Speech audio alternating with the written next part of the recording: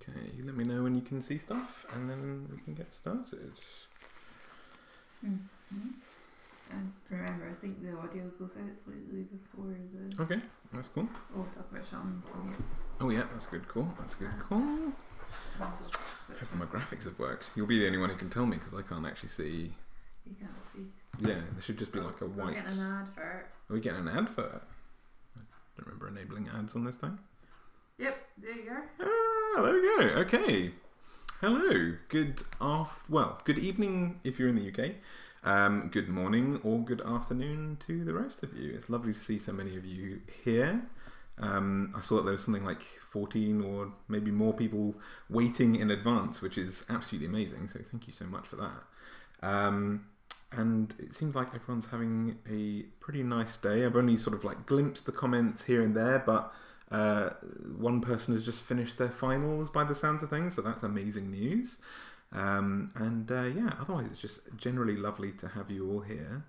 Today we're going to be coming up with an NPC together. I'm going to ask you guys some questions about, what species they should be, whether they should be like a combat NPC, or if they should be like a shopkeep and stuff like that.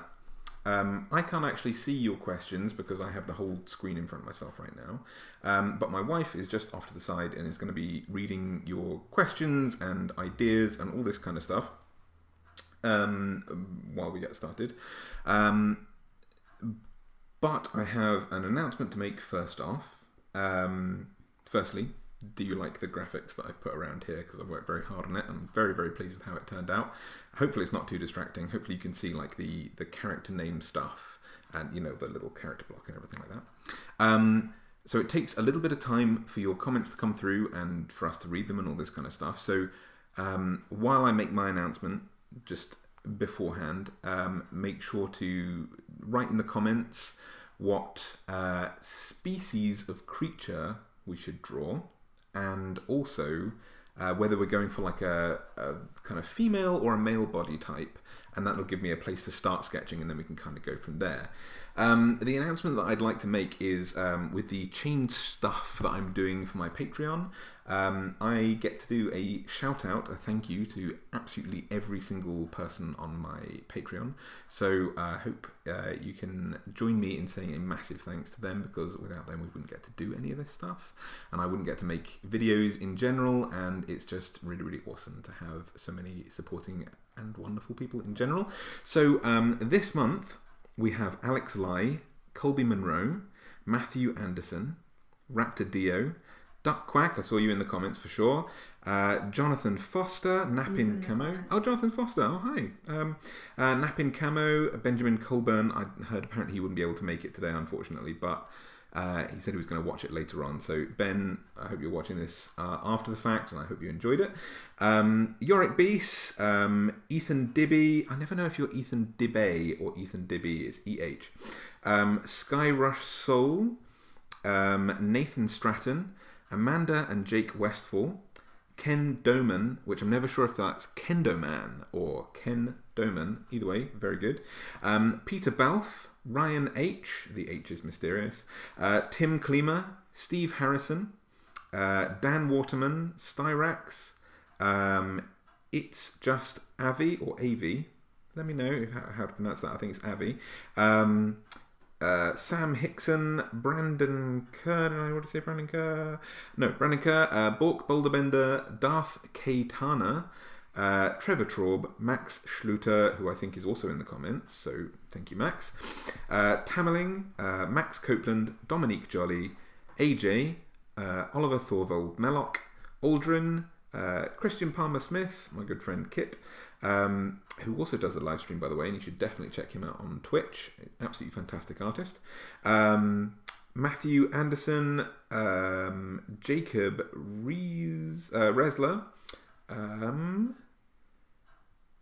Ryan, you're new, by the way, so I'm sorry about not getting this immediately. Ryan Grotkow, Grotttkau, Grotkow? Anyway. Sounds good.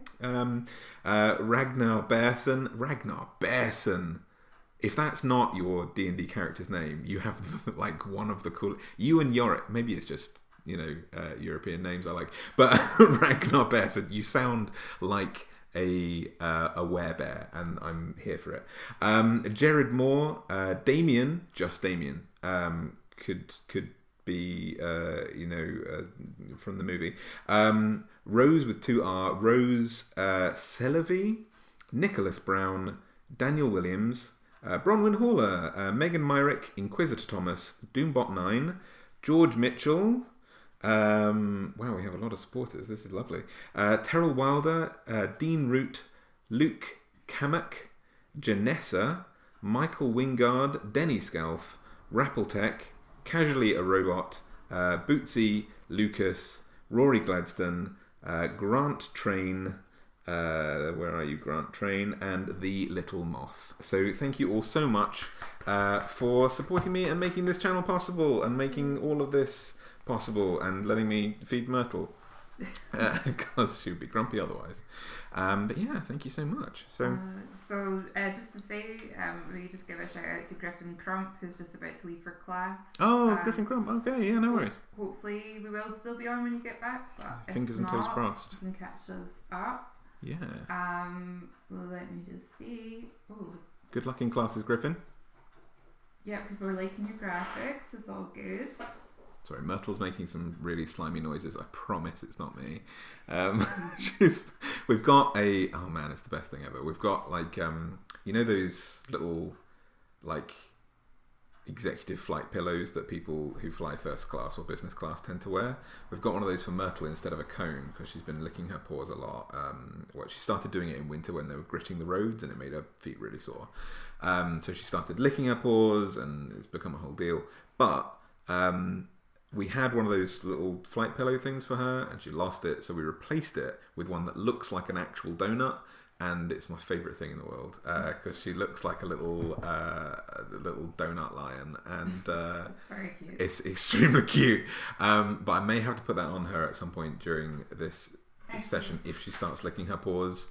But the only downside of that is, because it's under her chin, she starts snoring it's like she's got a megaphone for snoring. So one or another, we're going to hear some Myrtle sound effects while we're doing this, is what I'm saying, basically. Cool. Would you like some suggestions? I would love some suggestions. Guys, just to let you know that I reckon that we're about 30 seconds delay. So later on when we're asking some questions, just bear in mind we're about 30 seconds. It does take a little while. Ace suggests a female water genasi fighting NPC. Excellent. Okay. Glitched Eye says Yuan Tai female shopkeep. Okay. Moonring says male Triton. Oh, okay. Getting very aquatic themes. Just jumped there. Hang on. York with a suggestion. I would like to suggest a hill giant who's a wild shape. His wild shape is a dinosaur. And someone, Zachary, says, I agree with Jurassic Show. So I've got 2 votes for that. Okay. Running. Those who don't know, by the way, you may have heard me mention Yorick a few times on the channel. Yorick has been one of my supporters for a really long time, and he's just obsessed with giants. He's a very tall man in general, but is obsessed with giants, and every suggestion pretty much. There have been some exceptions actually, but generally speaking, if there's ever a chance to suggest anything, Yorick always goes with giants. He knows what he's about. He knows what he's about. Leading the charge with giants in Monster Mondays. I think there have been a lot of other people have been picking up the same steam, and I think there's gonna be 1 month that ends up unintentionally just being pure giants. I'm pretty sure. Someone says, I've been watching your videos for a while, but I never know what to comment. Oh. Don't worry, there's not a high bar for comments. No, don't worry. Glad to have you here, and thank you so much for commenting anything at all. You don't need. There's no pressure. If anything strikes you as interesting features that you'd like to see, tattoos and scars, or anything that comes to your mind. There's no such thing as a dumb suggestion. It may not get read out, and I may not draw it, but it's nice to see you there. So. Right. Randomizer says I would love another hag, maybe a shopkeeper hag in disguise who sells medicinal fixes to fix life problems. Okay. Icarus says I like the concept of a changeling illusionist. Ooh. Thinking of your doppelganger art form doppelganger art from ages ago is one of my favourites. Oh. A masculine kenku, Mm-hmm.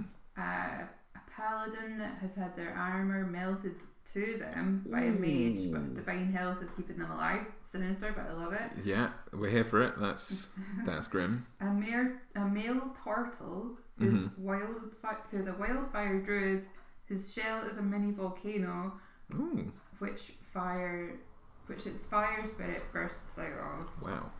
These are like... Yeah, these are really cool. I just depth, I kind of want to jot some of these down for like future characters. I'd love to see a Noel. Do you sprint? You don't Noel. pronounce it G? Noel. Yeah, no. Noel or Noel. Well, no. Noel is like a name, so that's like, yeah. What do you say, Noel? Noel, Noel. like, yeah. Just to make it not sound like just some guy called Noel. It's just Noel. like, just, just Noel Edmonds is somewhere, just like, you can find him. What I'm getting is I'm hearing more people asking for shopkeeps in general. Yeah. And I'm hearing a general aquatic theme. There's not everything's aquatic, but like there's a large percentage of people who are going for aquatic.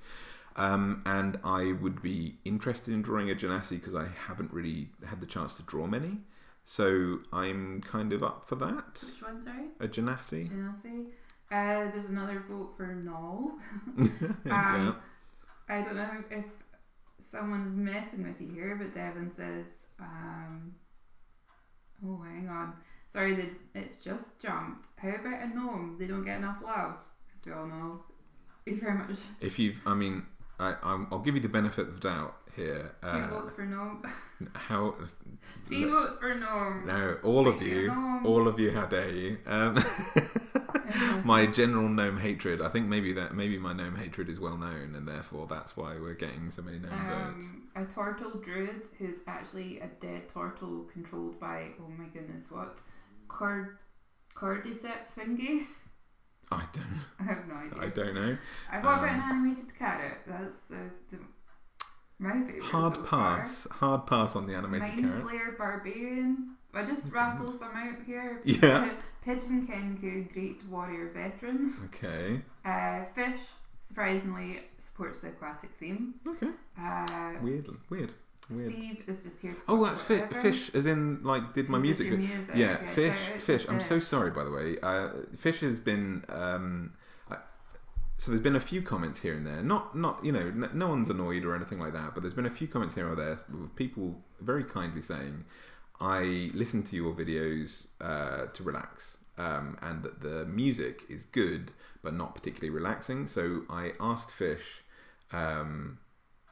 like an embarrassingly long time ago now, if he would consider coming up with some more ideas for like more relaxing kind of music, and executive function being what it is, I've like left Fish on red for like months now. I'm a horrible person. I'm trying to get around to responding to you, but it's taking me a really long time. I think I'm in very general, sorry. if anyone has messaged you and hasn't had a reply through email or anything like that, just please send the second one because ADHD. I'm gonna blame it on ADHD rather than being a terrible person. But I'm sorry for that. So, guys, it looks like you're jumping on the Noel thing, and a few suggestions for Noel the Noel. Joel suggests we do an in-keep Noel Edmonds. So hard to say. Noel Edmonds throwing a house party. Oh god. First, if you're not British, you need to see Noel Edmonds to believe him. No. What about American? Lots of. Want more? Oh, I do like want more Noels as wanders. Oh, no Fielding, please. Oh man, I'm quite tempted by that. A salty sea Noel fish merchant. Fish merchant. Right, so are you overwhelmingly hearing Noel in the comments? There's a lot of Noel. Right, are we doing Noel? Someone's there. Thanks, Lindring. Oh my god. Right, okay, right. We'll do a Noel. In that case, scrap the genasi. I really like the sound of doing a genasi. I'll get round to drawing some genasi at some point. Yeah. But Noel sounds like it. Let me get some. Hyenas are really hard to draw because they are a genus that evolved as a cousin of both cats and dogs before they separated, and therefore like you end up bringing out a lot of cat or dog features, I find. So I'm gonna just quickly get up some hyena references just in case. I guess if you haven't seen a hyena, you would think that a drawing of one was a badly drawn dog. Yeah, for sure. So getting it kind of just right between the two. Yeah. It's really tough to do. Oh, that was so cute. Oh, guys, we've had a few donations actually. We've had donations? I didn't even know that was a thing. RPGN22. Oh. Give us your name if you want to. Thank you so much. Thank you so much. And that's Fish, really.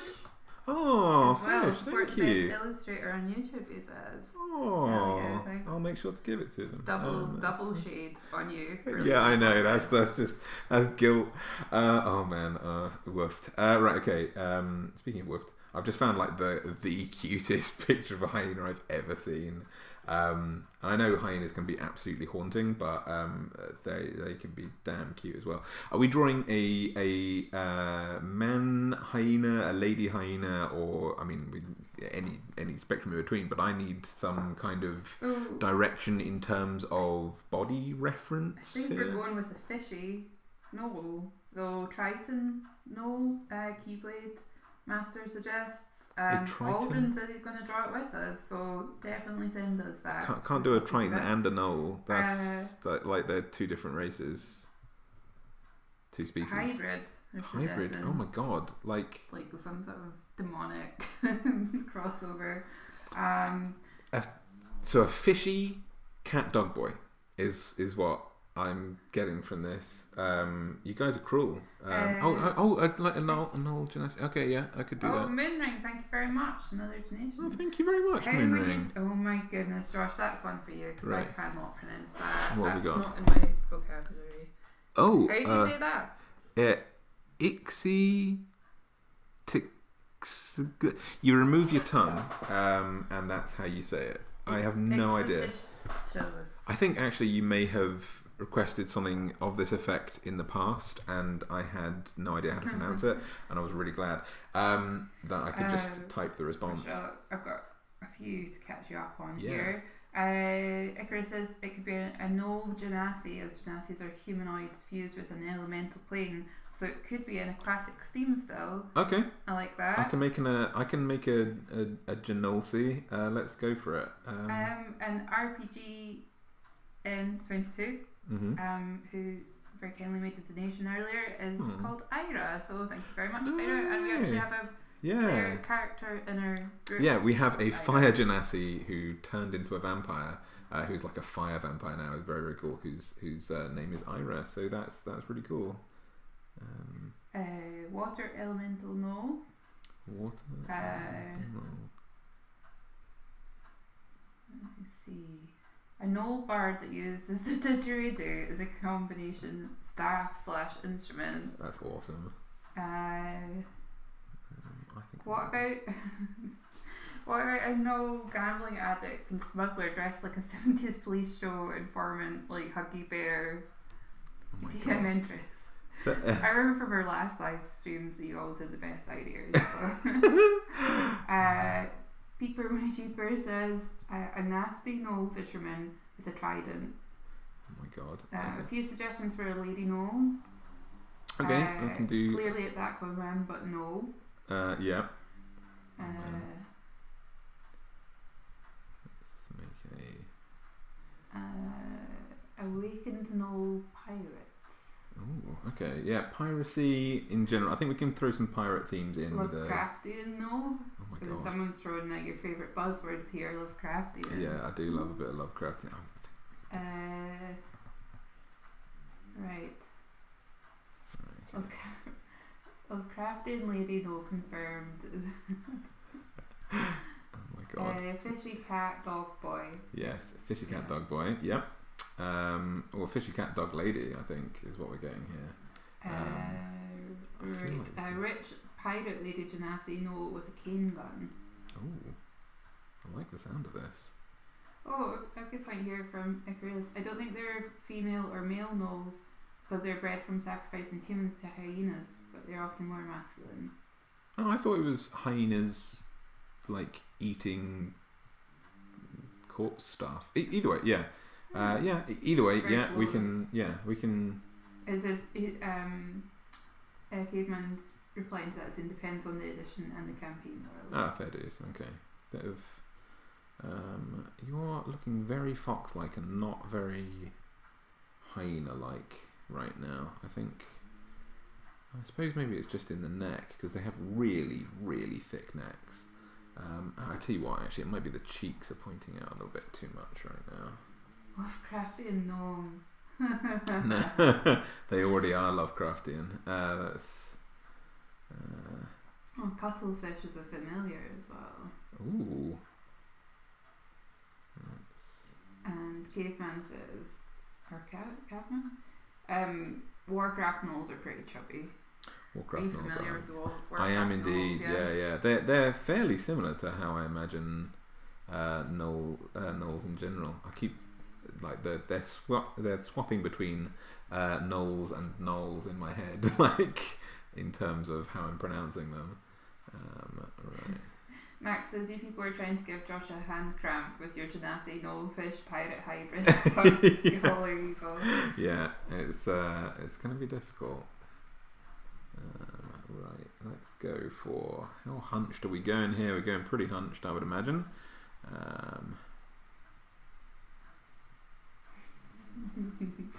It could be a black market pirate who sells contraband, so works as both a shopkeep and a possible enemy or ally. Okay, yeah, sounds good. What about a no sushi delivery guy with a bike and a big fish slicing blade for a spatula?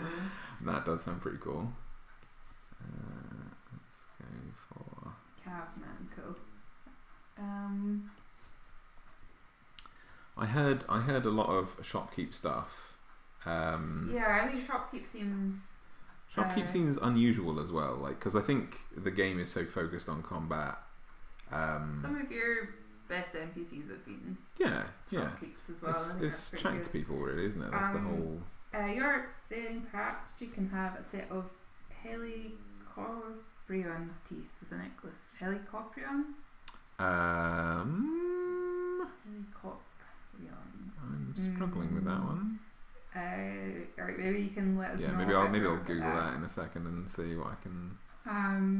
Tigeria says, howdy Josh, do that thick Scottish accent. Oh my god. Go on then, Josh. No. It's the one accent I'm afraid to do. Insult my people. No. Yeah, well, at least your English one sounds no better than my Scottish one. That's wow. Jonathan Foster, thank you so much. Jonathan's made a donation. Oh wow, thank you. I'm a huge fan of the live streams. I think it's greatly important to make these financially viable for you to continue them. Also, let's be real, I'm straight up bribing you. Fair dues. It's important to mention. Definitely. Thank you very much. Okay.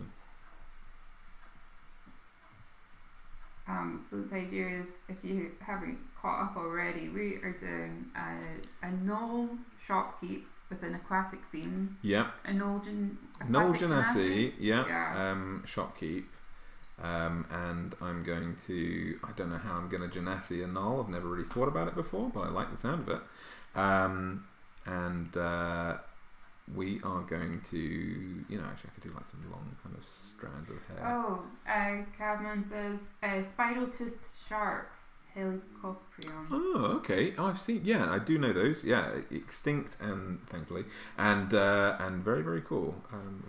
Sunderbot brings up a good point. What would a Knoll sell that other shopkeepers would not? So if anyone's got any suggestions there to help populate this shop. And a Knoll Genasi, no less. So we've got plenty to be working on. So I'm looking at. Aldrin says, just say Yaldi. Yaldi. Are you familiar with Gien Yaldi? Yeah, I've heard that. Yeah. I also just, I don't know, I'm just so like dreadfully English. It just sounds like, hello there, the new, so aggressively British sounding. Ring's asking if you watch AJ Pickett's videos. I do indeed. AJ is actually one of my patrons as well, which is very, very nice. I don't always get a chance. I think one of the things that's an issue for me as a content creator is that I don't want to watch too many other D&D content creators in case their videos influence my videos. I don't want to end up like accidentally like nicking a bunch of information from AJ. I like to do my own research and stuff. So if it's a monster that I've not covered, I won't watch the video, which means that I unfortunately don't watch a lot of AJ's videos because he does a lot of more obscure monsters, and I don't want to I don't want to accidentally like cover a lot of the same stuff. Really enjoy the ones. Yeah, but I absolutely adore the ones that they're very, very long, and I tend to put them on when I'm like painting and stuff. So it's really very good listening. No comedian keeps getting mistaken for a war chief because he makes his no friends laugh so hard it sounds like a war cry. Nice. I quite like that idea actually. I know being a comedian, maybe laughing too hard at their own jokes as well. I like the sound of that. Cavman says they would sell gnomes. Yeah, fair. Everyone just wants to get gnomes in there.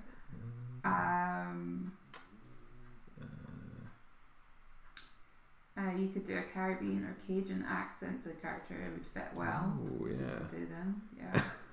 I could give it a try, but I maybe don't want to do that. Just in case. Right. Okay. I'm looking up pirate stuff right now to get a bit of a pirate vibe going on here. Okay. Yep. Okay. I've got some. Well, I bet know who was born so small that it has a chubby body but a big adult face, like if Chucky or Mini Me from Austin Powers, and it's a mob boss. Oh my god. That's so specific. Yeah.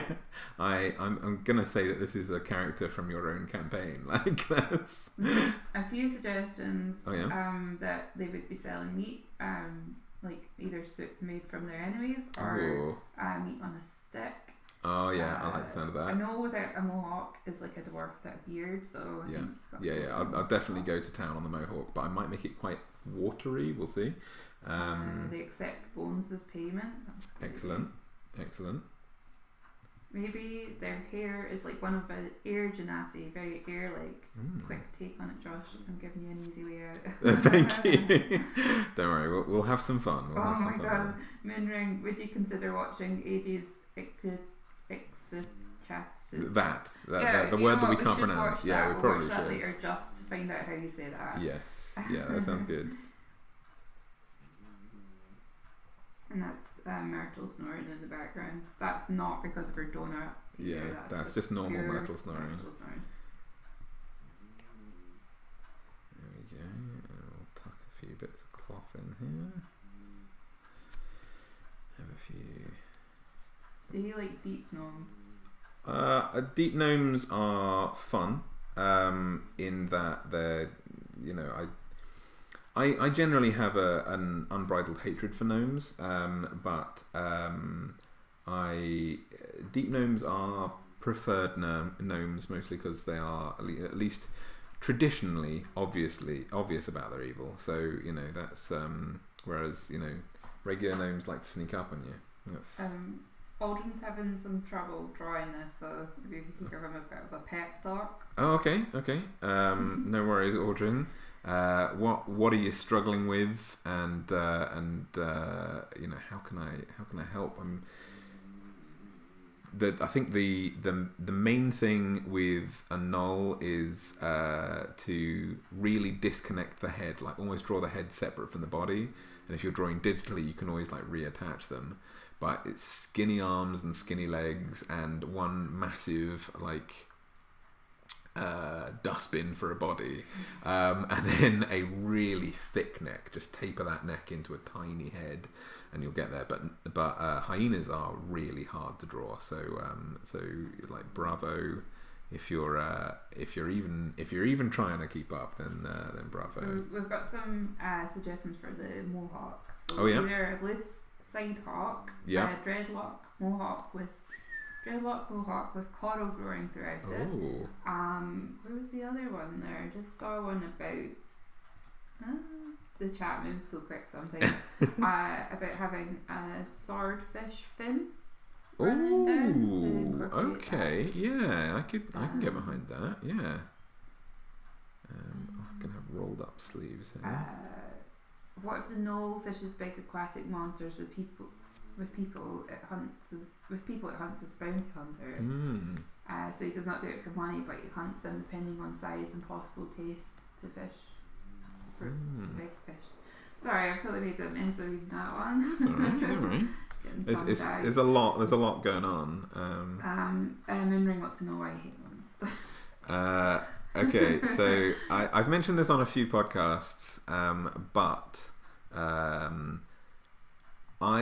there's a particular type of player that I have found that really likes to play a gnome, and they are not like group friendly players. In my experience, I could be proved wrong, but generally speaking, it's always a gnome rogue. People who think they are natural born comedians who are going to like steal from the other members of the party and be that player. Like, I find being disruptive fun is like the idea, and I don't gel with that kind of player in general. So yeah, that's just not my style. Moonring's asking if you've got a Discord. I think you did at one point, but I did at one point. I let my patrons have access to it, but I have not ventured there for a really long time. I created it with the idea being that it's a place for my community, but it seemed like the kind of place that I would need to be like moderating and actually like spending a lot of time in, and I can barely keep up with my own like messages, so like it didn't work out as a good fit for me, basically. York says maybe she can have a megalodon tooth as a belt buckle. Oh, cool. That's a very, very cool idea. I like the sound of that. I'm definitely going to put a megalodon tooth, but I might stick it as a necklace because I've just drawn a belt buckle that I quite like. Aldrin is saying, okay, I'm going through with that, but I'm bringing up some furry references. Fair dues. It's bound to happen, really, isn't it? Oh, another suggestion for the mohawk. Oh, yeah. Moonring. Sea urchins mohawk. That's pretty cool. Sea urchins mohawk. Crab says, I've always drawn hyenas like shaggy, rat-eared pit bulls. That's quite a good way of looking at it. Yeah, that's a really good call. Ears. Yeah, that's a good call. That might help Aldrin as well. Let's have a look what I've got in terms of... Looking very cheeky so far. Looking very cheeky, yeah. Oh, sorry, Keyblade Master. I posted this idea where it got lost. I know who was a Genasi cursed with madness and became an owl. Oh, Due to that, they could have issues where they go mad for a moment and go sorry about that. That's sounds cool. That's very, very cool. Crustacean-like features could be fun for Genasi traits rather than fish. Oh, okay. Yeah, that's a good call. Aquatic doesn't necessarily have to go fish there. Yeah, that's very true. I was going to go like pure water, to be honest. But we can definitely, because I was planning to do like almost like a tide of water kind of coming up here, and then having that kind of. I don't know if I've mentioned it actually, but there has been quite a few mentions of tridents. Oh yeah. As the weapon. Oh yeah. Okay. Yeah. No, that's good. Actually, you know what? I've got it, you guys. Just mentioned it here. Thank you for reminding me that. I have got it. We're going octopus tentacles, guys. Minrin says, if you found that AJ Pickett played as a deep gnome, will you disown him? I won't disown him at all. He just won't be in my campaign. He's a very lovely boy, but Khalil says if it's a water genasi, the ears could also have a residual fin-like ear. Ooh. An amalgamation between hyena ears and fins. Yeah, that sounds good to me. That sounds very, very cool. Has anyone suggested a lionfish mohawk? That's a great idea, Ken, actually. That is a really good idea. I am love the lionfish at Deep Sea World, which is Scotland's pathetic aquarium, but the lionfish were cool.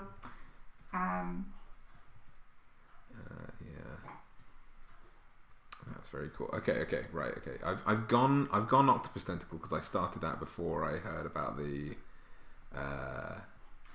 This is cute. I like this idea. Aki says, have a hermit crab shell on the hump on the back. Oh, Oh, yeah, okay. Yes, I like the sound of that. Stowaway. Yes. What about a kraken blade that is just a big tentacle and a stick? That, I mean, does sound cool. There's a lot of calls for Trident. And I want to make sure that these people are heard. Iris's flaw smells like a wet dog. Yeah, that is a massive flaw. Yeah, definitely like disadvantage on stealth checks, I think, for general wet dog vibes. York says perhaps a Chelsea hawk, the same one you gave my sun giant. Oh, I'm not yeah. familiar with the Chelsea hawk. It was sideburns. I think it's like split and then shaved and then mohawk. Oh, okay. I think that's what that was. Okay, then I want to do a few little features here. I'm going to do a little shell. Cavman says, I love the flow on that hawk. Thank you very much. You know what? I've been so busy reading, I haven't actually looked over to see what you're doing. I see the tentacles. That's cool. Thank you. I tell you what, right? Okay, so no. Let's do some. You could even go Davy Jones and go full on the octopus tentacle beard. Says Icarus. Oh, that does sound cool. This is. Ira says the octopus mohawk is bok inducing. Are you from Scotland? Or is bok a general thing? No, that's definitely a Scottish thing. Oh man. Right. Okay. What else do I want to stick in there? Well, for a start, I can start on the trident. Izzy says, "What about a weapon that looks like it's made from coral?" I think that would be pretty brutal, because if you've ever seen someone that's cut themselves on coral, it's that's true. Quite brutal, isn't it? I'll do the outline of a trident just now, and then we can kind of coral it up. Chelsea hawks are like mohawks with the dawn blue hair wings left behind. Okay. But where is his fancy hat going? Sputter's fan. I'm gonna have it like held by one of the tentacles, maybe. I'm gonna do some gills on my horrible. This is a seriously strange looking lady, but I'm liking it. Yeah, I mean, I wouldn't wish this on anyone, but you're gonna remember this NPC for sure. Let's do a few bits like that, a few little fins. Oh. If you just Google. Is that you, Rory? Is that you? Is Ira. Actual Ira is who that is, right? I thought that earlier, and then I was like, there must be more than one Ira in the world. Hey. So yeah, Rory, aka Ira, is the vampire turned Genasi in our campaign that we didn't realise we were speaking to, but it turns out we are. Yeah, that is a good heads up. We don't know who your screen names are unless I know you by your screen name, so don't expect us to forever get that. Max says, I imagine a constant slurping sound out of their shot because of the hair. I'm half amused, half disgusted, and that is giving me the boat. Yep. What I want to do, I want to put some patterns on the face, and I'm not quite sure what I want to do. You know what? I might save it for tattoos later on. I'm just looking through my kind of Genasi references. Yeah, you know what? Screw it. I'm gonna save that. Otherwise, we're gonna get very busy here. Otherwise, Aldrin is saying I'm getting up tentacles and furry references. Just be very careful what you Google there, Aldrin. Yeah, just your search history, like your personal FBI agent. Oh, he said, yeah, it says this is bad for my internet history. Yeah. Aku says you could have the hat resting on top of the hermit shell. Oh my goodness, that's quite cute, little. Well, now we do. Let me just get this coral done, and then we can. Oh man, there's so many cool bits of coral. Let's do. Blue ring octopus rings for the face. Ooh, yes. Very good suggestion. Remind me of that when I because that's going to be like one of the last things we end up doing on here, and I want to remember that because that's a really good call. That fits very well. Okay.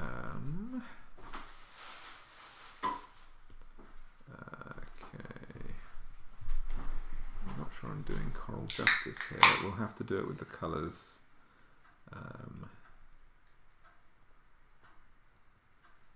this is a weird character. This is going to be so weird. I'm liking it though. Who sells seashells by the seashore? This monstrosity does. Icarus says that they've changed their screen's name so many times throughout the years, so they finally changed their real name. So I'm sticking with that. So Icarus is Icarus. Oh, nice. Oh, welcome, Icarus. Okay, right. Finally past the sketch layer now. Josh says, I die upon the hill for there is no cane gun. Cane gun. Oh man, I forgot. Well, you know what? There'll be more live streams. We can cane gun. We can cane gun next time. Max is having to head off. Thanks for joining in. Anyway, thank you very much, Max. Lovely to chat with you. Right, now this is the thing. So usually, if I was doing a novel, right, that would very much shape my line work because I would be drawing with hair in mind. So there'd be lots of thin lines leading into thick lines. I'm assuming I still do that, even though there's like fishy elements. But then I've got like the whole like wet, I suppose like otters, I guess, have the kind of wet fur thing going on. It's gonna smell so bad. I did live up to that cliche, guys, and open an iron brew. I didn't even see that. They've cottoned onto it already. Oh boy, here's soda. Yeah, you do. The best soda around. Iron brew. Iron brew. Yeah, guys, do you want to comment for us whether it's hair or scales or what? I feel like it's going to be both. I'm going very like otter style, like the hair is flushed back right now because in you know like your mind's eye, I've got like, you know, my mind's nose right now is not giving up what the smell of this would be, and I can't stop thinking about it. It's really, really upsetting. Rory's asking what a knoll is exactly. A knoll? So a knoll, as far as I'm aware, I made a video about them, but so shame on you for not watching. I'm just joking. The gnolls are demonically infused hyena people who start off life as hyenas, at least in 5th edition, and have a constant unsatiable bloodlust because they are like demons basically. They are constantly raging, except for this one who sells stuff at the seashore apparently.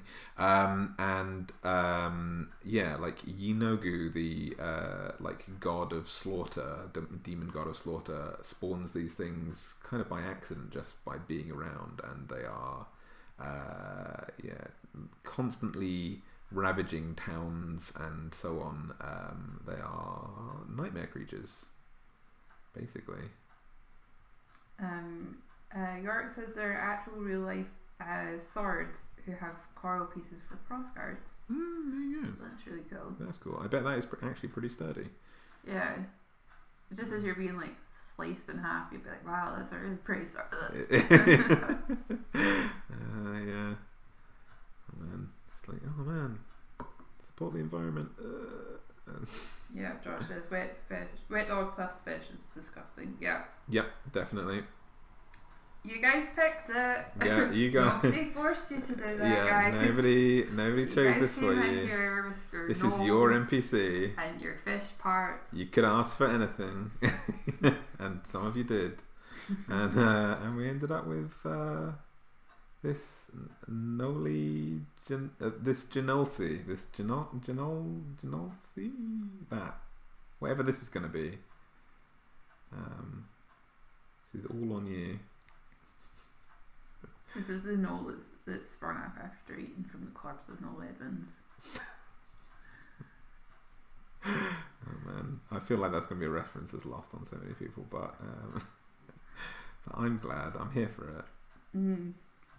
If you are giggling Noel Edmonds, make sure you put 80s in, because that's prime Edmonds. That's when you want to be looking for it. Right, we have a few more. So Icarus says the Knoll could have found an artifact in the ocean that satiates the maddening thoughts and subdues them. Oh yeah, because they Yes. Yeah. Good call. That's cool. Would you consider a seal / walrus, right? Like whiskers? Oh, yeah. Yeah, that sounds cool. Mm-hmm. They might need to be added at the end, just because that's how I like to draw my whiskers. But yes. Cav says, in previous editions, when they were a more mundane fantasy race, I would run them a bit akin to Scythians? Scythians, yeah. Scythians and Amazonians. Nomadic with warrior queens. Yep, sounds cool. Gnolls, hyenas, if you didn't know, are extremely matriarchal, and the males have probably the sorest deal out of any male creatures in any animal kingdom, I think, actually. But it needed done. It had to happen somewhere, guys. It had to happen somewhere. Minring is asking how long we will be on the live stream. Pretty much until this character is done. I imagine 2 hours and something like that. Yeah. We're only on the very beginning of the phase, so quite a bit to go. Yeah, a decent bit of time. Oh god, having little fish parts coming out of furry dog parts is so weird to draw. York says, on second thought, as much as it pains me to admit it, it might have been good that we didn't go for the hill giant druid whose wild shape is a dinosaur. Otherwise, you would have been sued by Hasbro. Oh, of course, have yeah. Have you already trademarked that? Yeah, there's a transformer. I was talking to Yorick in our voice chat. About I forget the name of them, but there is a transformer, like a Dinobot. Yorick is pretty obsessed with Transformers and had the idea of making this character, and they are inspired very much by an existing Transformer. So I do not want to be sued. I wasn't thinking clearly, but let's not get sued. I'd really prefer to never be sued. That'd be wonderful. Oh, right, okay. Rory's helping you out on the smell front. Oh, yeah? The Wizards of the Coast say that water genasi smell of fish. Fresh rain and clean water. That's good. I like the sound of that. That's way better. It's going to be shunned by everyone. Yep.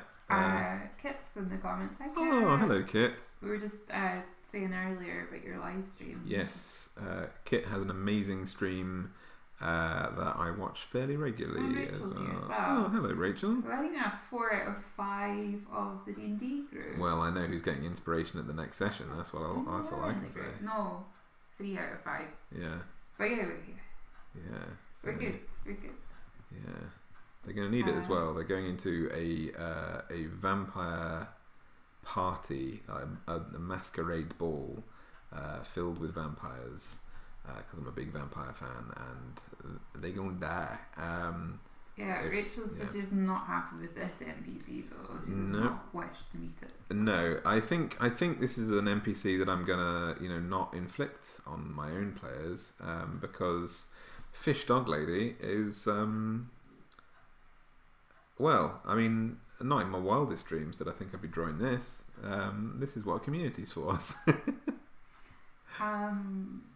Minring is asking what is your favourite first edition art? Ooh, first edition art. You know what? So I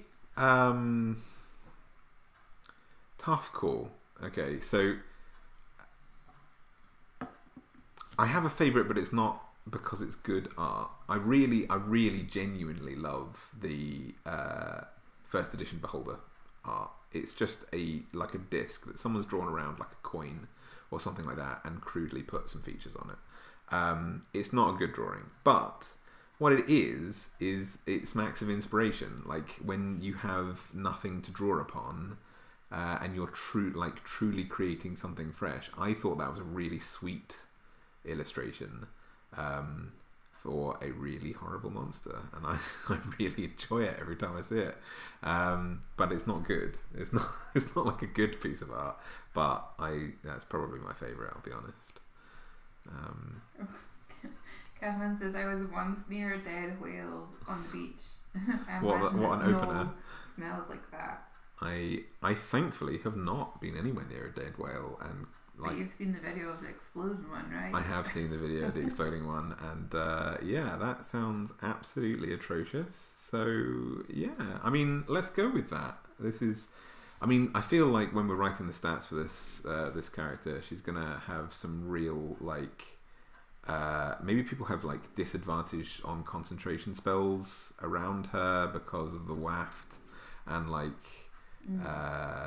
she definitely has disadvantage on stuff. Yeah, oh yeah, so she better not be casting any charisma based spells, because this is going to be a pungent character. So there's some love for the first edition Frostman and Owlbear. Oh yeah, first edition Owlbear. Yeah, first edition Owlbear is great. For that very same reason, it's just it's actually a pretty good portrayal of the toy that inspired the owlbear. But man, what was anyone thinking making that toy? That is a weird creature. Kit says the first edition art is all brilliantly basic. They should bring it back. Yeah, I tell you what. In that case, Kit, you might really like when we can see each other again. I will lend you my copy of Adventurer Conqueror King, which is the version of first edition that I played, which is made by a company called Autark, and it's basically just first edition, but someone de-gygaxified it and made it actually intelligible. Oh, you'll like this comment. Oh, yeah? You can compliment her by saying she smells like fine, expensive, and or rare ambergris. Ambergris, yeah, of course, yeah, absolutely. For those who don't know ambergris, oh god, actually, is that am I mansplaining? No, I don't think everyone knows it. It's just renowned in Josh's family. Everyone thought he was a genius when he was a child because he knew what ambergris was. Yeah. It was my granddad was obsessed with the fact that I had heard of ambergris, because he was in the Navy when he was younger. Yeah, ambergris is the stomach lining of a whale, which they regularly regurgitate, and is the basis for almost all perfumes, because it is so incredibly strong smelling that when you perfume this horrendous smelling oil, it retains fragrance very, very well. But it is also, it's incredibly valuable, but it is literally whale vomit, and it's just I wouldn't want to rub anything else behind my ears. Exactly, but who harvested that the first time was I'm taking this home to my family. We can definitely make some money off of this absolutely atrocious browny yellow crud that I've managed to find near a whale. Cav says, Cavman says, ambergris is why we were near that whale that they mentioned. Oh, okay, no way. There you go. Duck Quack says, fish dog lady perfect for salt marsh players. Ah. When I remember the random pirate town they might have a rest at. Yes, that sounds absolutely perfect. So Saltmarsh. Saltmarsh is I think a whole setting, but it's definitely a source book for 5e now. I think it's a fairly recent one. I can't actually remember. Zachary says some king used to eat it with eggs. I'm guessing that's family. Used to eat it? Used to eat ambergris? That's just, yeah, that's so much. Oh man. Scottish people eat worse things. Dude, no. Yeah, many things that were invented come from the strangest beginnings. That's really very true. Very true. Glad we tuned in during dinner. Sorry, Rachel. I'm sorry. Yeah, I keep thinking now on American time for the people who are watching from the States. But I didn't really think about that for you. Sorry.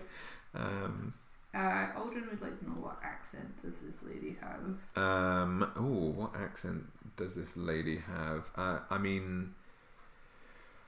It's hard not to go for a pun, because if she fishes things up from the deep, then she could be from Down Under. But well, someone else was mentioning further back about sea shanties and stuff. So you are. I suppose pirates. I was thinking sort of like the fishermen from up north, like a sort of Highlands and Islands kind of okay. sing-song Okay, that sounds good. But a Cornish, whatever this is.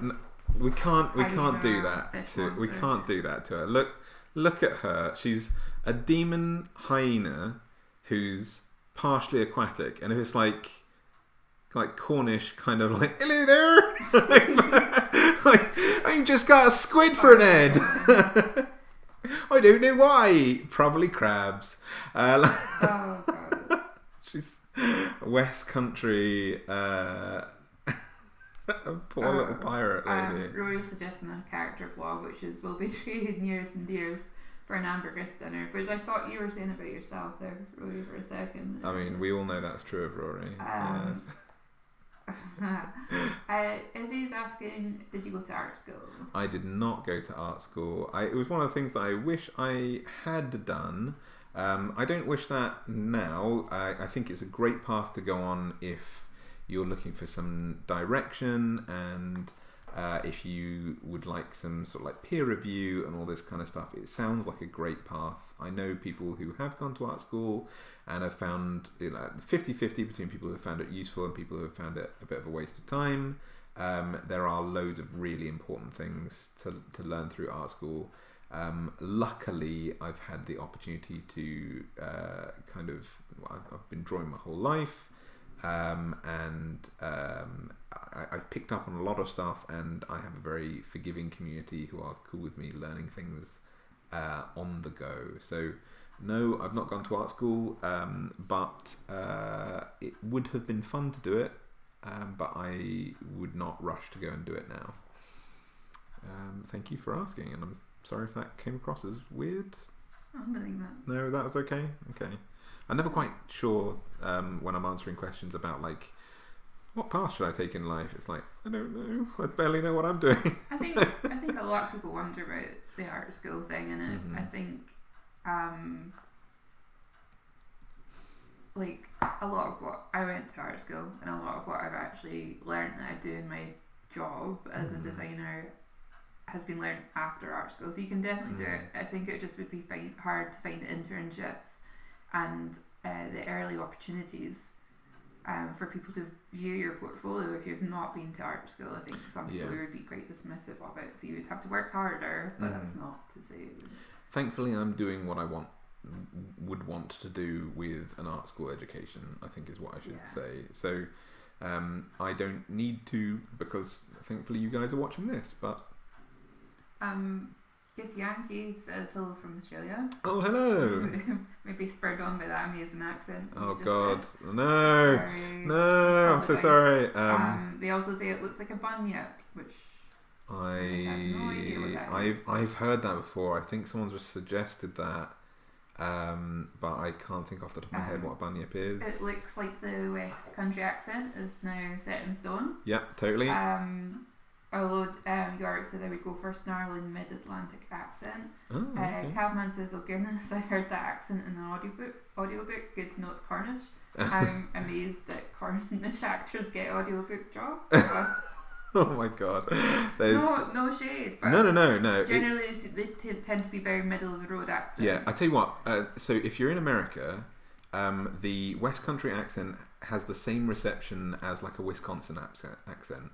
That it's kind of, it's very sweet and generally is associated with people who are like kind and nice, and it's not a very threatening one. So like there's Bill Bailey is a fantastic comedian in the UK who is from the West Country, and he says it's one of those accents that, you know, you never get to do like tense news reports or anything like that if you have a West Country accent, because you can't say like Yasser Arafat's in his compound. You know, it's not like it's seen as it's got farming roots and things like that, so it has all the kind of like earthy and wholesome kind of vibes to it. M14SRV. If you want to drop your name in the chat, that's always helpful. He says Mid-Atlantis accent, of course. Mid-Atlantis accent. Yeah. Oh, bravo. Izzy says they went to culinary school, and the experience is largely the same. 50 whether people found it useful. Yeah, I mean, for sure.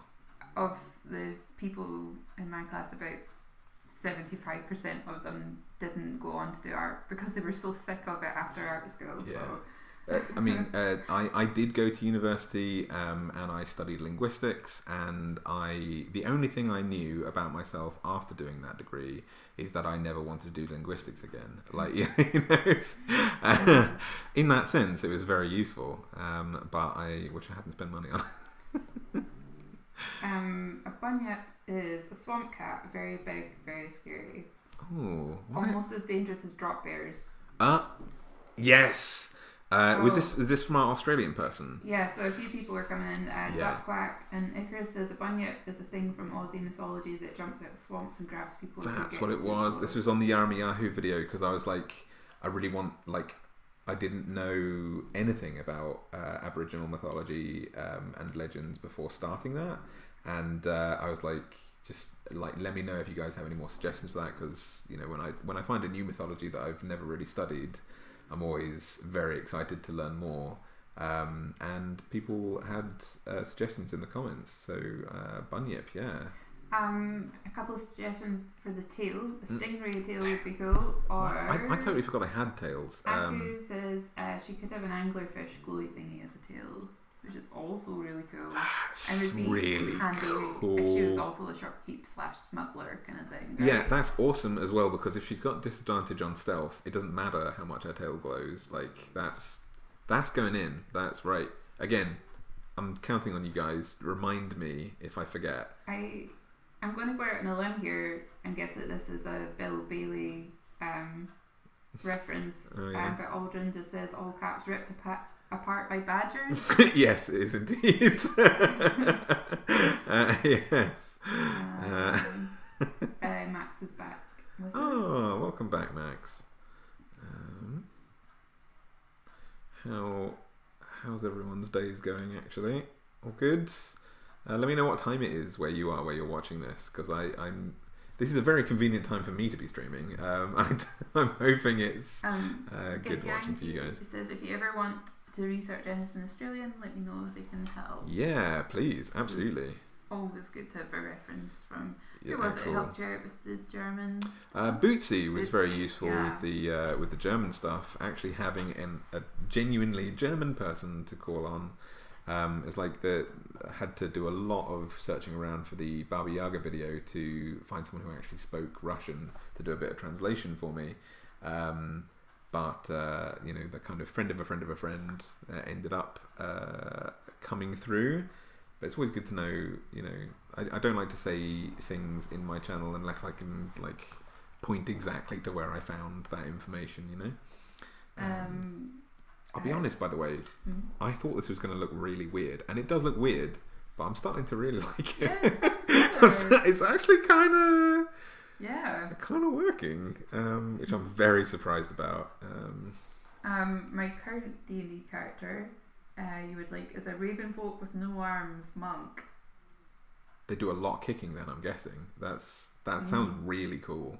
Ace says, what if the Genolsi as a oh my goodness guys, these are really trying my pronunciation today. A Fomorian crew, and the ship is aglow in the bay, and there's a ghost story around their ships coming and going after storms that pass through town. That sounds really cool. I like a ghost, ghost stories. We've got a stream of time check-ins here. It's 12 in Arizona. Oh, okay. Phoenix, Arizona. 1 p.m. in Canada, Alberta. Oh, Canada. 12 in the States. 7 p.m. UK. Good. Yeah. It's 2 in Tennessee. Yes, Tennessee. I think that might be my patron, maybe. Who is from Tennessee. I can't remember. They go by different names. Yeah. 8 p.m. in Germany, 3 in Ohio. Aldrin's given there's anglerfish tail. Yes, so, anglerfish tail. My goodness, we've got people from so many cool places. We've got Ohio, Virginia, South Dakota. Way. This is mad. This is the best thing about doing this I really enjoy it in general, but DM Enter says if you ever want Argentinian mythology, let me know. I do. That's cool. I If definitely you have any do. cool Argentinian folklore that you want to share, yes, please. Definitely. Always new folklore, new mythology. I really want to do like a bit on like cryptids. Basically, I want an excuse to draw Mothman, but I wanted to do American cryptids for a really long time, because I think there's a lot of really interesting ones. Like the Jersey Devil is something I wanted to draw and talk about the legends of the Jersey Devil and things like that. And Spring-Heeled Jack as well, in UK mythology, is one of my favourite legends of all time. But that's maybe coming up in my campaign at some point. I might get to draw that as a villain for people to fight as like a homebrew monster at some point. So Butters asks if you've ever tried anything Mesoamerican inspired. I have indeed tried. Yeah. I did the Coatl and got to talk about Quetzalcoatl and some of the absolutely awesome legends there. But I think that's the only one I've been able to do a Monster Monday about so far. I did a lot of research for that one and basically fell in love with Mesoamerican mythology instantly when I did, and have been. I don't think there's that many Mesoamerican monsters in the actual monster manual, but I really want to do more. So if you have suggestions, I'm very happy to homebrew stats for a lot of them, or if you know where I can find stats for any of these, just basically suggest a way. I would very eagerly do more Mesoamerican stuff. Zachary says, "Yeah, I'm Raptor," so that. Oh, okay, yeah. Yes, yeah. Cavman says, "Isn't the Ilmgasian Argentinian?" Maybe we can get that confirmed. Yeah. If you ever need German translations, hit me up. So it's Max. Excellent. Great. Yes, thank you. I definitely will. There's a lot of excitement about cryptids, so. Yes. I was thinking maybe. Let me know how you feel about it. But October this year, I did Drawtober. Really loved it.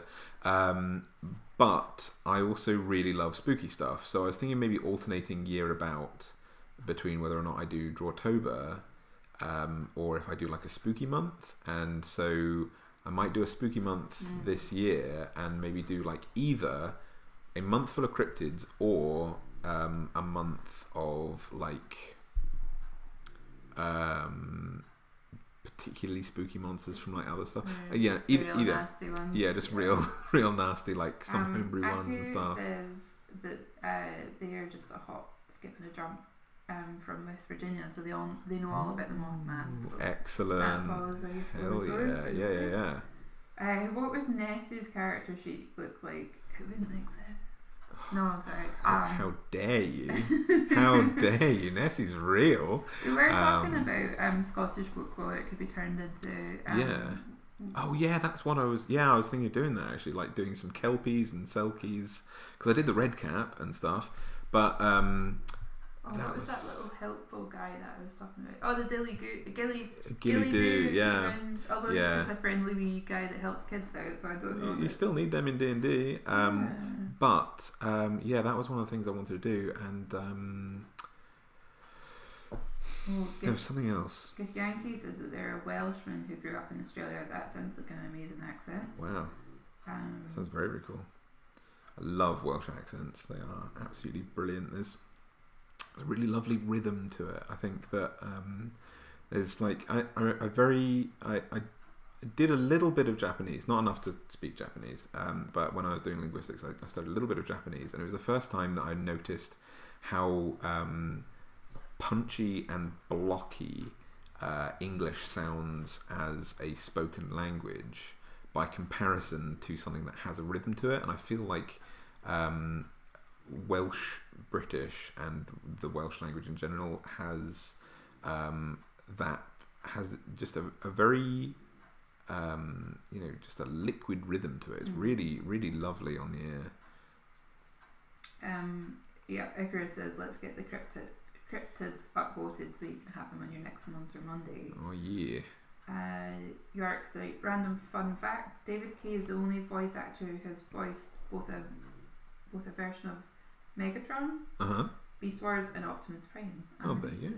Is that the guy from Stranger Things, David Kay? I totally got that wrong. You know what? Yorick told me an actor's name last time, and I'm wondering, is that the guy who played Mario? I might be wrong there. The Wasgo is a favourite of Cavman's, the shape-shifting Orca Wolf, which sounds really cool. DM Intro says, you might want to know from the... Oh, no, I don't know if I can pronounce that. It's a little... I can give it a go if you like. Is it an umlaut or is it a... It's PN...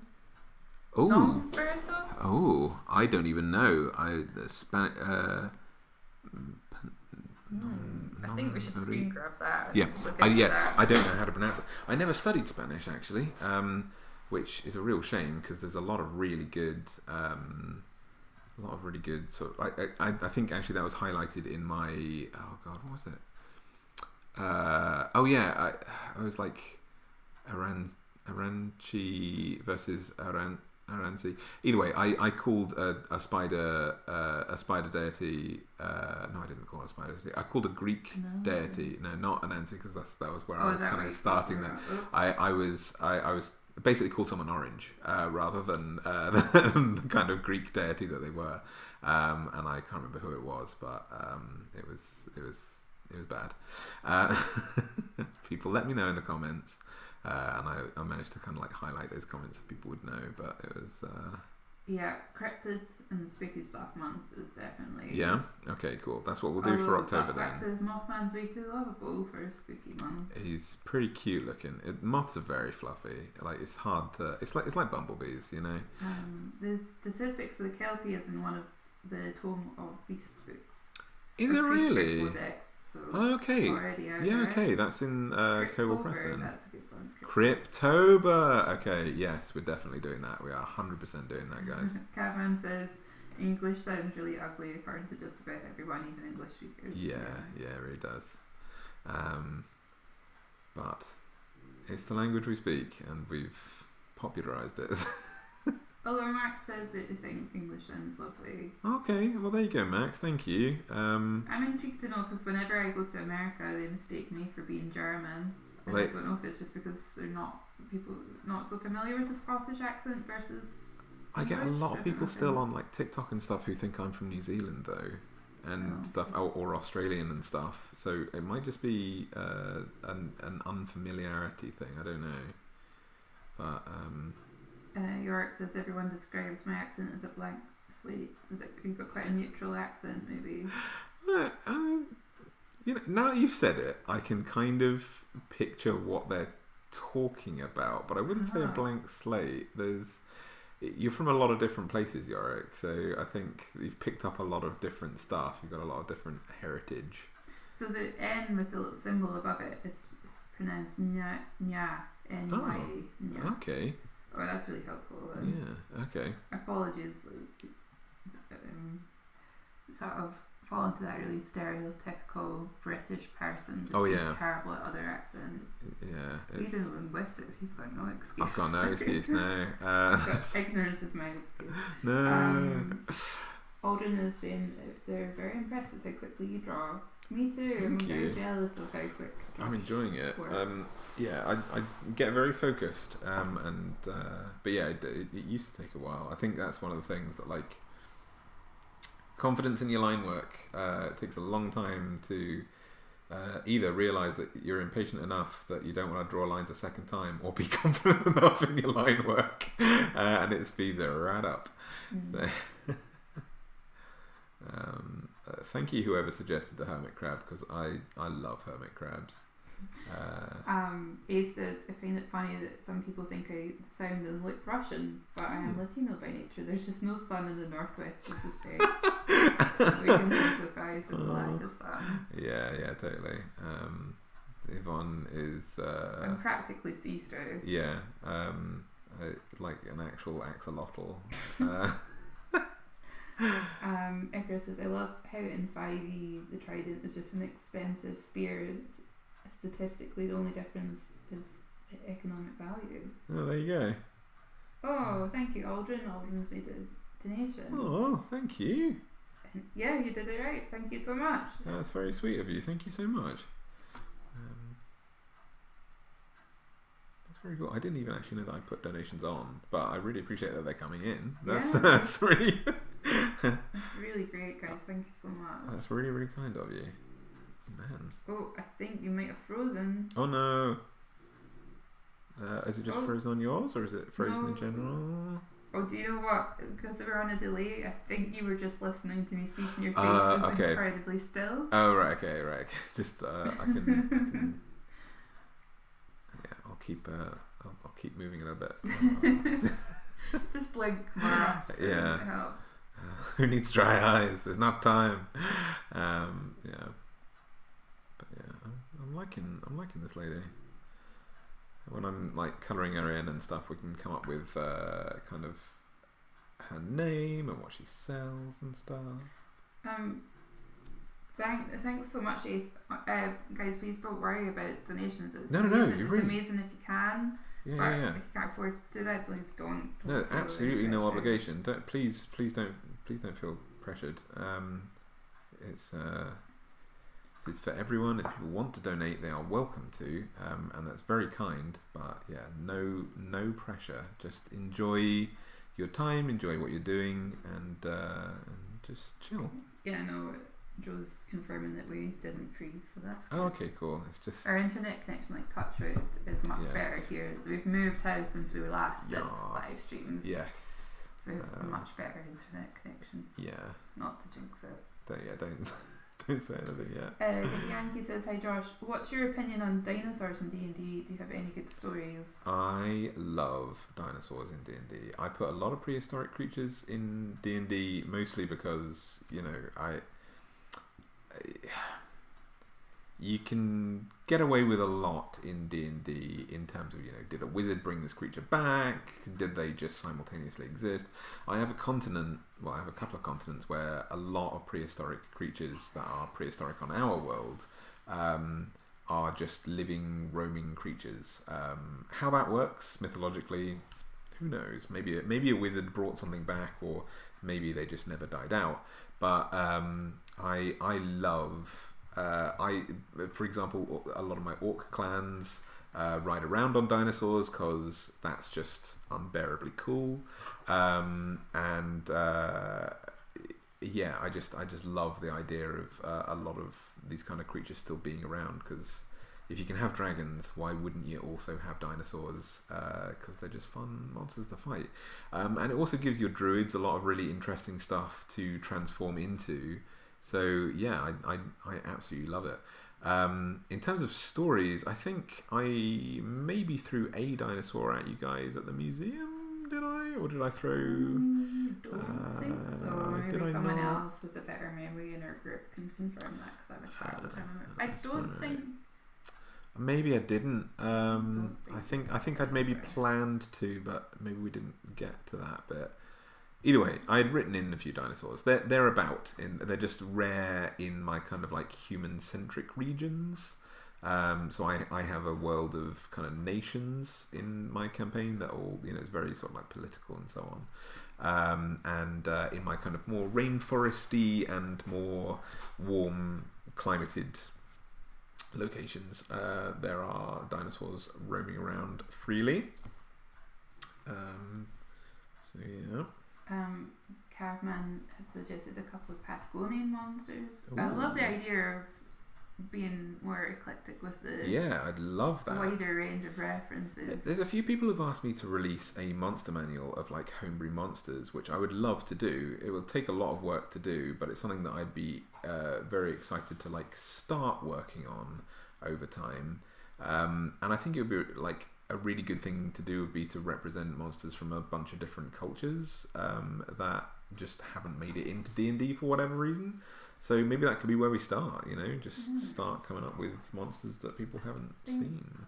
I think this, just because we were talking about Welsh earlier, is Patagonia not the highest Welsh speaking population outside of Wales? I have a feeling it is. Just when it came up there, I was like, that's like my one weird fact that I know. Let's just shoehorn it in. Oh my god, I think you might be right here. Hang on. Oh, Jackson's got to leave, but we'll be checking out how it turned out later. Thanks very much, Jackson. Well, thank you so much for joining us. And Moonrings made a donation as well. And they say, by the way, there has been 12 official pronunciations for Ixticteris. So don't worry about pronouncing it correctly. Okay, cool. They're called the Devil Ray. Devil Ray. We can go for Devil Ray. Let's do that. Thank you so much, Moonrings. It's also good to have a suggestion of a video to watch later on. So right, let's see. There, Catman says there are not enough Xenathrian. Oh yeah, Xenathrian. Yep. Which are also wonderful prehistoric critters. Yes. Zach, you said, Myrtle, do you mind? Where's? What is she doing? I mean, it's just a very rubbing familiar. Her face on her bed. Okay. Little slimy dog. Gigantossaurus for the win. Oh my god. That's not the made-up one from Jurassic Park, is it? I don't think so. Like, God, what was that called? It had like the most like. It's like gigantonormous. Yeah. It was like unobtainium, but in dinosaur form. What was that called? Aces. If you're looking into some cool design work, I suggest looking into the Shin Megami Tensei Nocturne. It's an awesome game. Oh, okay. Yeah. Shin Megami Tensei. Okay. Sounds very cool. I do collect art books from various video games, so that would be a really wonderful bit of reference to have a look at. Interest says, I can't donate money, all I can offer is my soul and my cartoony creations. That works for us. I will take them. Oh man, the stream just ends there, and it's just like that's what we've been here for the whole time. York says, I've got continent dedicated. Myrtle, shush.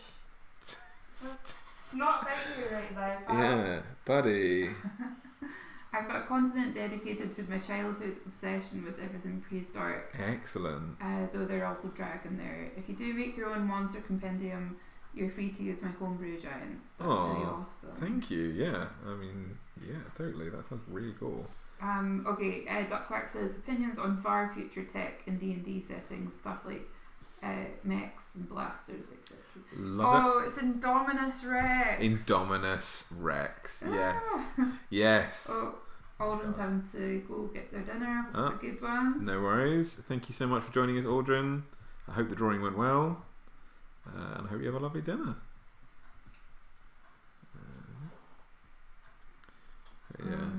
Icarus also says, as someone who's been writing their own homebrew book for over the last year or two, not had any money to fund art, I'd love to help with a future project. Yeah, it sounds very cool. Get Yankee also has to go. Thank you. Thank you so much for joining us. Weird hour where you are, can't remember, but thank you for joining us. Yeah, I realise this is like, for some people, this is like before work in. Yeah. Just as before I go, I say let Myrtle snuffle at her will. Yes. I mean, we usually do. We usually do, but it's like we're not also usually talking to people, and she's snuffling away. Thank you very much again, Moonring. They asked, would you do a Wingless Wonder from 2E?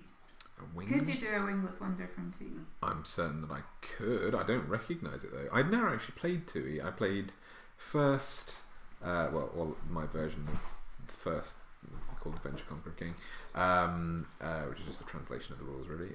So I played first edition and I played fourth, and I fell in love with fifth.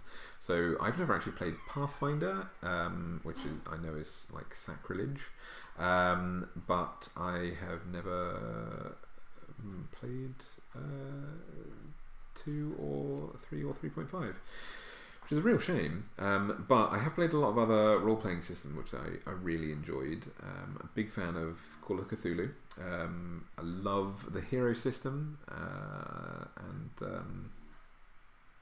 I played the Dragon Age role-playing game. Was one of the first systems that I ever played, and really enjoyed it. It wasn't, it's not 5e, but it was really good. I was very impressed. So yeah, let me know if you guys have any preferences for D&D role-playing systems aside from D&D, because I'm always eager to check out new ones. Very much planning one day on doing a kind of modern day superhero-esque campaign at some point, which I have a lot of plans for already, but at the same time the allure of D&D is so strong. It's hard to not play D&D when you know it's there and it's so well polished. Minring says it's a very stupid monster, you'll love it, with regards to the Wingless Wonder. Excellent. That sounds good to me. He says don't forget the tail. I did forget the tail. Right, I'll stick that on in 2 seconds. I can't believe I forgot the tail. Let me just finish this bit of grayscale here.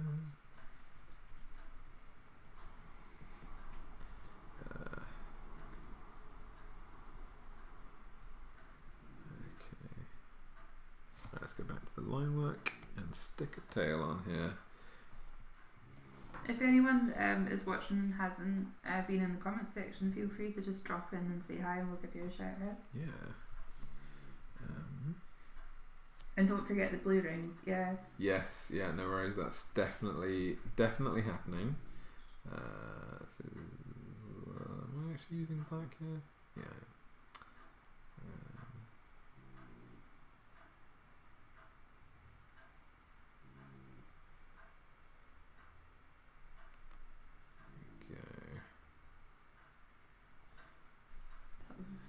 Screen that you've made. I'm very glad. Yeah, looks nice.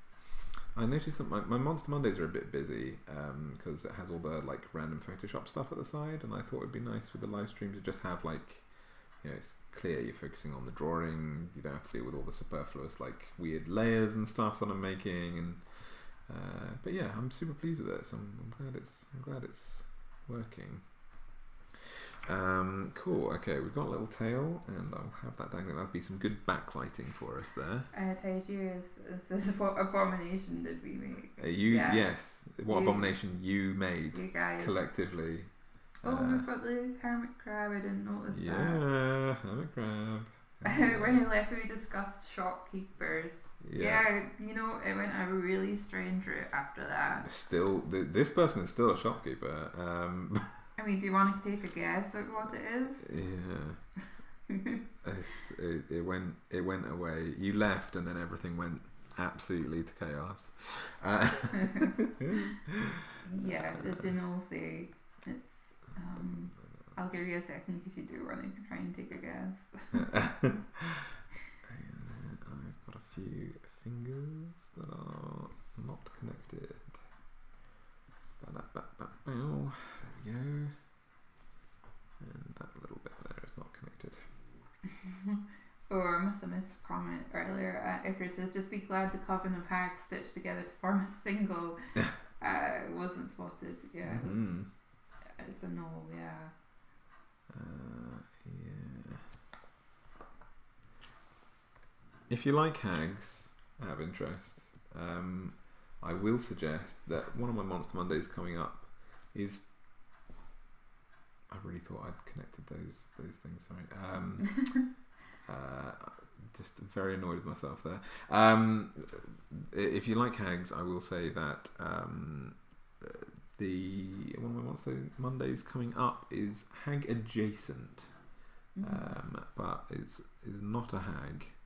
Taijira says he's a shopkeeper at a multi-dimensional eldritch horror shop.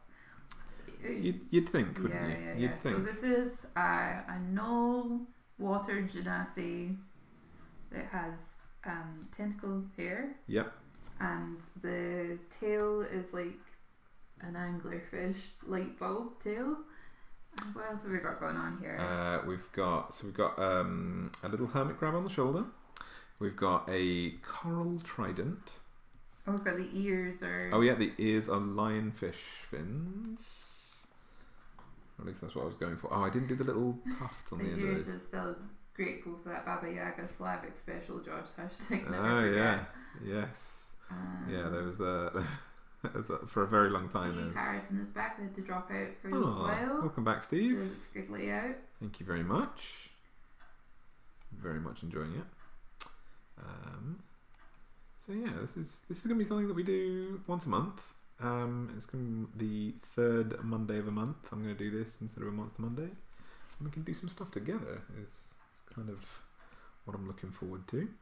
I think I've got all the superfluous bits of grey there, which means we can start working on the colours. Which is going to be a whole thing, by the way, because like I don't know how to colour I've got a nice colour palette, some of which is quite fishy. So I'm thinking, right? So if we're doing blue ring octopus, like ring designs, then that means that this character needs to have kind of like contrasting sort of orangey red skin, but that doesn't say very fishy to me. So I wonder if I should make the rings a different colour, like in the style of blue ring octopus. Actually, you know what? Yes, this is what we're doing. Rings should be blue. I'm just having a look at blue ring octopuses. They're octopods. I think they're all correct actually. Yeah. Oh, so it's kind of yellow. Yeah, it is kind of yellowy. You could kind of go for sort of like a sort of beigey brown sort of furry colour with the blue rings. Okay. If anyone wants to make suggestions. Let's go.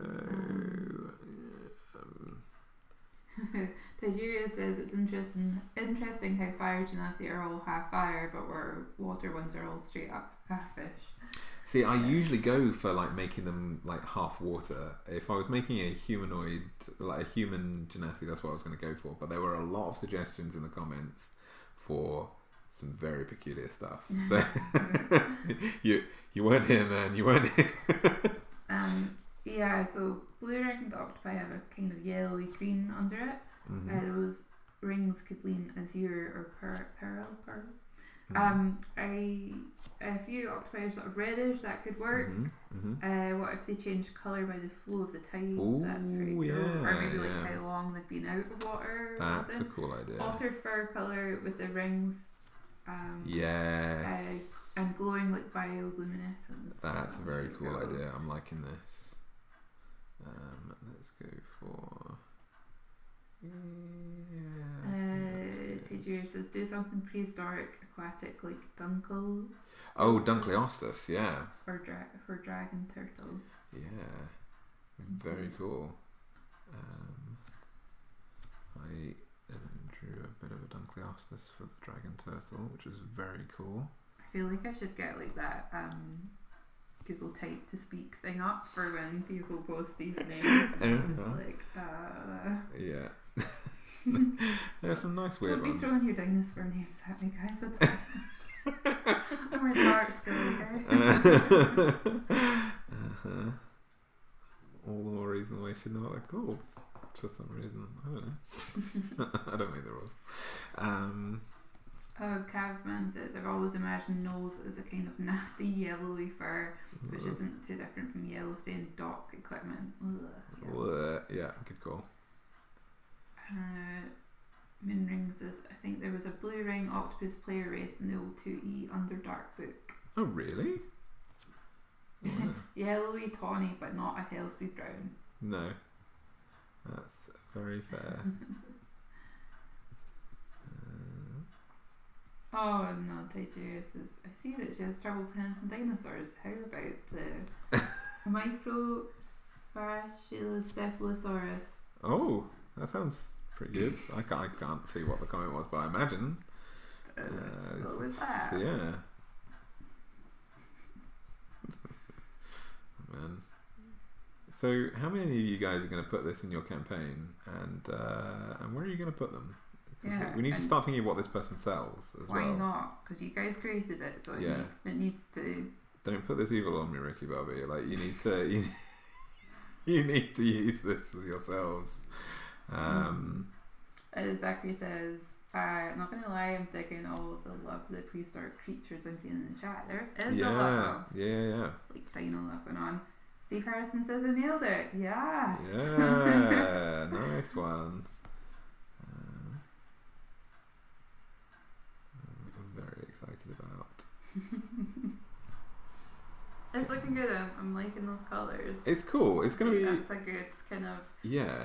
Like slightly like kind of. There's a lot of colour, but it's not a vibrant. It's not healthy looking. Yes. It's got that murky. Yeah. Sort of silt at the bottom of the sea.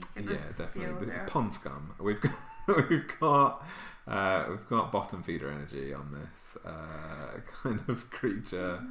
Do you have Sasquatches in your world? Sasquatches. I can see that one. I've not put one in yet. I would like to though. I think that's Bigfoot, right? Yeah, like you get stats for Yetis. I would just use stats for Yetis. I don't know if, or maybe like giant ape. I think they're obviously like. That could be one for Cryptober then. Yeah, that would be cool actually. Maybe give it some different stats and some different moves and things.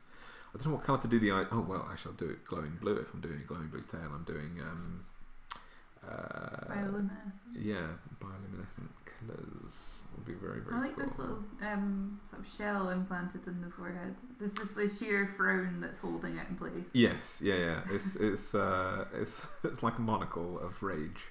So there's a lot of references going on to good. the seashells down by the seashore. Yes, a few people have made that over the last. But what do the seashells do? Like, are they magic items? Like bone charms from Dishonored 2? And maybe they have a potluck store where they sell crates and things that went overboard. I like that. That's very cool. I like this a lot, yeah. Tigers asks, I always wondered why do you change the colours of your creatures in your Monster Mondays after a good time of painting? Yeah. Talking about that hue bar that changes it all, yeah. Yes, yeah. I like to just mix it up and see what things kind of fit better. I like to change up I have a grayscale layer that is kind of like my shadows and my tones. And I like to colour that because I think that ties a whole image together, and that just is, if I'm doing like a group of individuals, then having this kind of like underlying colour ties a whole image together and makes everyone look quite cohesive, like they're in the same world environment. And I like quite pastel colours, bright colours, very vibrant things. So I like to just play around because I'm not particularly great at colour theory. I use a lot of existing colour palettes from things that I enjoy, and I don't really know what I'm gonna how I'm gonna colour things as I go. So I will just find things that I think look interesting and then play around with them at the time, because I'm just putting things where the tones look like they make sense but not necessarily the colours, and then I just play around them until they look nice to me, basically. And sometimes that's back where I started, but sometimes it's not. I'm just thinking like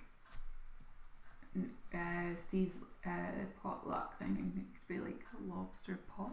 Oh, lobster potluck! Yeah. He says you might get lucky and end up with a magical item, or maybe not, and you get a load of rusted old iron. Yes, yes, indeed. And yep, Moonring has found the reference for Blue Ring Octopus. It's in Dragon Magazine 227.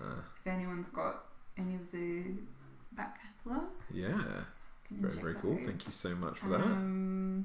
Caravan says at some point I'm going to have to jump on the Patreon to suggest a monster I wanted to see, the Susurrus. Ooh. Don't know that we're familiar Doesn't with that ring one. a bell to me, but you can suggest. So basically, the suggestions are, anyone in the YouTube comments can make a suggestion. By definition, you have just suggested that, and at some point, I will get to draw it. But the patrons get to vote on, I compile the top 10, I think it is, most popular suggestions that month, and then my patrons vote on their favourite ones, essentially. So you're very welcome to join Patreon. I always love support, and that would be absolutely wonderful. However, if you're doing it just to suggest something, you don't have to. but you You know, can just yeah, you comment can in just the you can comments suggest section yeah there. any comments anywhere that I can see, you've automatically suggested it. Yep, they all go in the book. Yeah. Max has got a swampy region that they can put this character in. Not directly by the sea, but still very aquatic. So Okay. When I heard like Matt has got a swampy region, I just thought like you need a different live stream. But that's yes, in your campaign world, yes, absolutely. thanks again, Moonring. That's really generous of you. Have you heard of the Umpleby, the D&D Bigfoot? I'm sorry. Oh no, I've not. Umpleby? No. Umpleby. Umpleby. I've not heard of Umpleby. that. I know. That sounds good. Maybe you can tell us a bit more about that, Moonring. Yes, please. I don't know. Do you have quite a lot of the old D&D magazines, maybe, or Yeah. something? Yeah, that sounds really cool. Right. Let me see. Anything that adds more monsters to the repertoire, I'm always going to be happy to see. There's something about. There's a question about colours somewhere here. Hang on.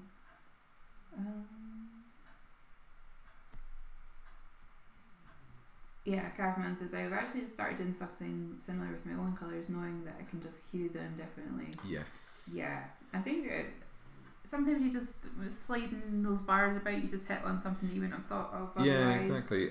This is the thing. This is the downside of having not gone to art school. I can't tell you why I like certain colour schemes more than others. I just do, and when I find them, I just keep them basically. So it's Max is not that swampy region. Gosh, yes. Sorry. my goodness, I didn't even take in that you were. No. Yes, cheeky boy. Sorry. What if she sells aquatic pets? That sounds Let's very go. cool. I like the sound of that for sure. Richard, hi Richard. That's like me with drawing. I need references. I can't draw from my imagination. Mhm. Join the club, man. There's a lot of us that can't draw. That's like a particular talent, I think, that a lot of people are envious of. I'm very glad that I don't need many references. I'll like when I'm doing my Monster Monday research, I'll make like a little Pinterest board where I'll remember, it's like a little set of reminders. Like I'll make sure to think of blue octopus rings, and make sure to look up Dunkleosis and all this kind of stuff. But otherwise, I realise that I'm extremely lucky in that I don't need to be doing much reference stuff, unless it's something I'm really unfamiliar with, like Hyenas. Moonring says that they just go on the Forgotten Realms wiki a lot. Yeah, That's fair good. dues. You've always got really good memory for these things. Yeah.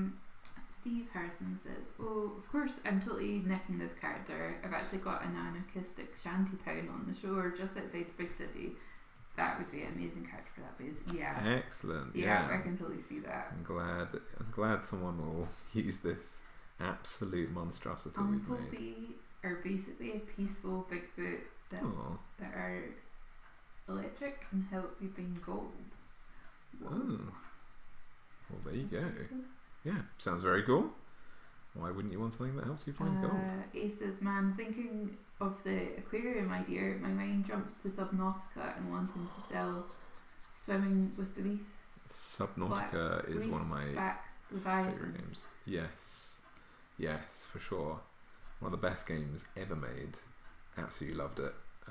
Tabletop or like? It's a video game. You can play it in VR as well, and the idea is that you are the only survivor of a spaceship crash on a planet that is entirely water-based, and you have to survive on that planet using nothing but your wits and like a kind of starship replicator type thing, but you need to find all the blueprints in order to build things and make all the supplies and stuff like that. So it's really good. It's like started off, I started playing it when I was getting a bit stressed out and I wanted to find something to relax, and it is very relaxing for a while, and then it's absolutely terrifying because all the really important stuff is down really deep in where sunlight doesn't reach in the ocean. But it's a beautiful, wonderful, magnificent game. One of my favourite games of all time. Cannot recommend it highly enough.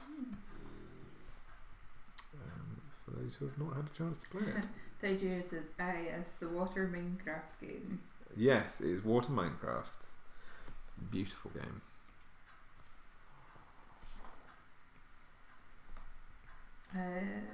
Nox says, perhaps a late evening between a tabaxi and a Oh yes, Sahuagin. Sawagan. That was one of the first Monster Mondays. Here. Okay, so we have. Do you want to explain what we've got here? Was there? I think Nox is Yes. just Oh, right. Okay. us. So, Nox, a wonderful community here have made this absolute aberration. I was asking them what we should be drawing, and they suggested a lot of different things. And then eventually there was some massive outcry for both a Null and a Genasi. So they wanted to make a fishy Null type shopkeeper, which is why we've got this horrible wet dog monster. And you're welcome. That's what we got. So you can blame the rest of the community for this, and I will be expecting to hear about how you've all used it in your campaigns. So... yeah. Max says, I'm currently playing Valheim. Oh, I can't yeah. stop. It's one of the best early access games I've ever played. There's so much content already, it's mind blowing. I'm at 160 hours already. So my computer is absolutely busted right now. My gaming PC is completely busted. But so I've not actually been able to play it since the pandemic started. So that was last March. You've fallen foul of the graphics cards. I have, yeah. Unfortunately. So I am hoping that I'll get to play that one day, but it looks really good from the clips that I've seen. There's a lot of real, actual Norse mythology in there, which sounds really exciting.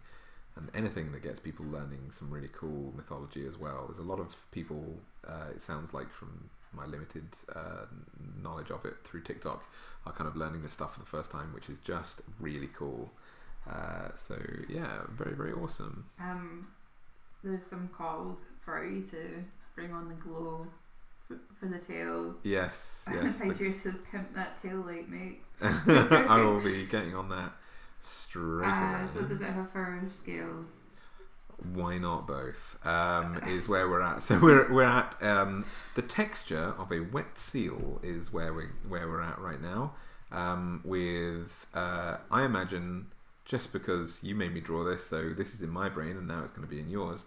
I imagine the skin underneath the fur is very scaly, and then pushing through the scales are thick walrus whisker like fur. So there you go. You can all have that. That's free of charge. That's in my brain. What do you think of the new Candlekeep Mysteries book? I have not read it, but what I do know is I think in that book, or it's just general Unearthed Arcana, I can't remember, that's where playable pixies and things like that have been introduced to the game finally, and that's very cute, and I like the sound of all that kind of stuff. So yeah, very, very good. Very pleased with the sound of it.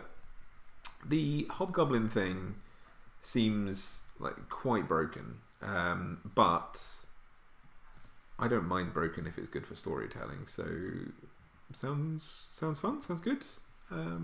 Tentatively, I will wait as per usual for people to get that before I do, and then we'll see. Sort of. So where is this comment again? Yes, Nigeria says, yes, both fur and scale like the Papua New Guinea couscous animal, and I've just looked that up, and that is much cuter than you think anything that has both scales and fur. Look at it. That's adorable. That sounded like, that sounded like it was going to be a real monster, but that's very cute. Also, anything called a couscous animal, like that's just darling. Got to have some high gloss shine to make her look wet. Oh yes. Jonathan Foster says, kind of like how Falcor was both scaly and funny, furry even. Yes indeed.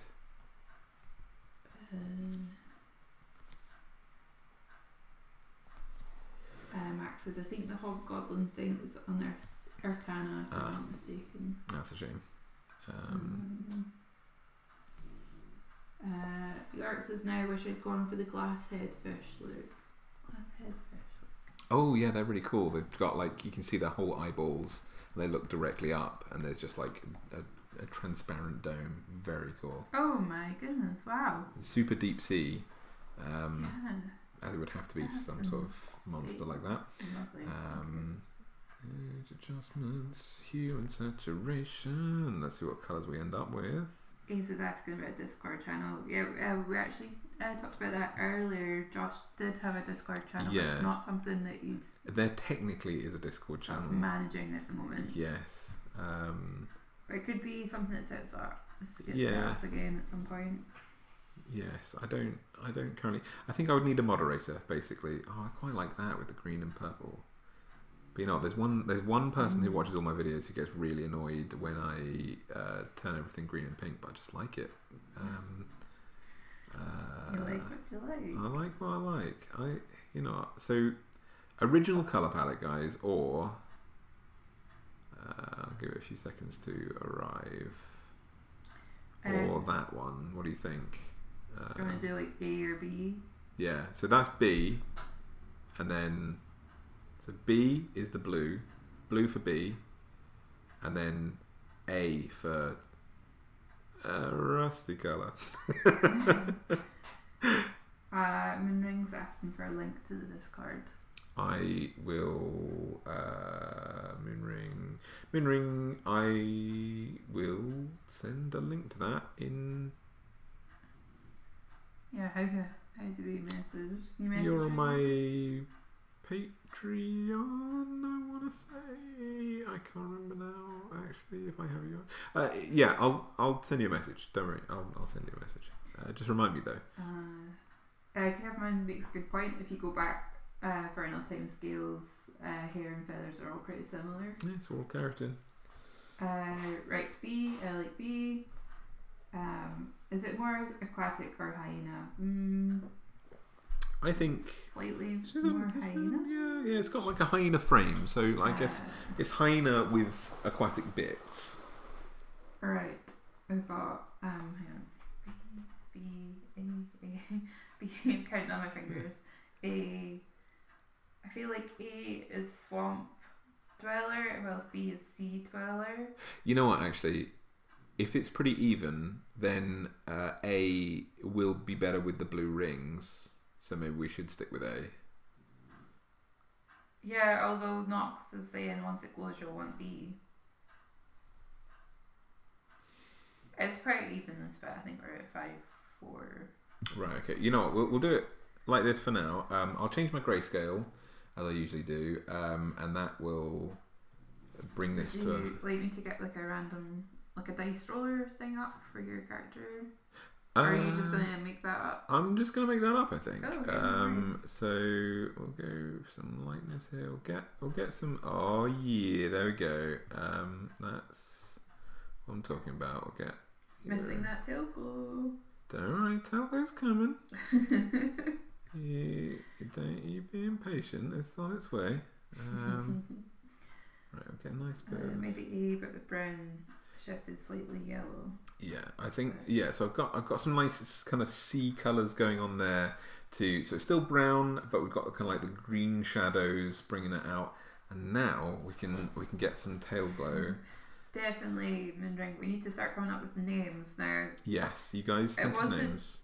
It started off with Noel the Knoll, but we have went with like a lady Knoll, haven't we? So could be Noelle the Knoll. Or if you have any other suggestions, what will her leg look like? That's the point. Is you've got the kind of... I intentionally didn't draw the legs because I thought that was going to be a real hassle. That's right up to your imagination. Yeah.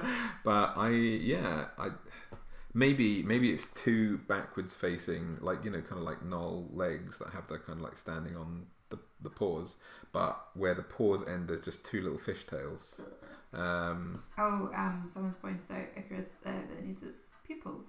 Yes, don't worry. I'm gonna do that in just a second. I just thought I'd give them a little glowing eye, and I have a specific way I like to do that. Right. So that's like your end effect, really. Yeah.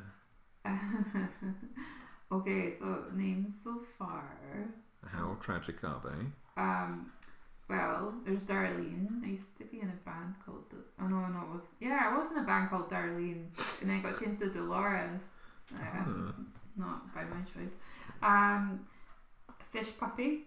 Reba, if you want to go for that real. I quite like Reba. Yeah. Squilner. Its meat would be a mix between beef and sushi. Lovely. I'm vegan, man. Don't do that to me. Nola crabs. Maybe she has duck feet. Yeah. Maybe she does have duck webbed, feet. Yeah, 100% webbed. Steve's got a name for my version, but it's based on my idea from earlier about potluck, which would be very presumptuous of me. It's more of a stage name anyway. Hit us with it, Steve. Chili Squips. Nola Undertow. Dahlia Fish Stick. Swell No. Oh goodness, these are all so good. Gutra the Gill Snapper. Oh my That's god. a good one. Oh my god. You guys have been playing D&D too long. These are all brilliant. I quite like Squilner. Yeah. I'm liking this. Alice Griffin, you could back out of class, Griffin. Okay. Didn't know you're vegan, yeah. Yeah, I'm vegan for what that. about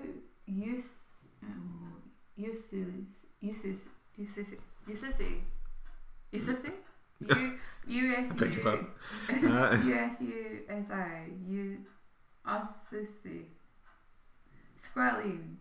Lamb. Are you just saying words? I just read it. I have no filter. It's just all comes straight out. That tail bow has not come out at all how I wanted it to, and I'm trying to figure out what I've done. It's still a little bit small. Yeah, I tell you, right, hang on. I do like the effect though. Lady Null the Dark Princess. Gina the Gin Nosy. Null Vegan.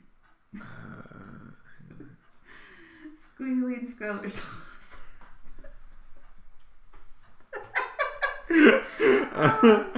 Oh my god. Hang on. Griffin, I don't know how we got there either. Squelch Shelbert.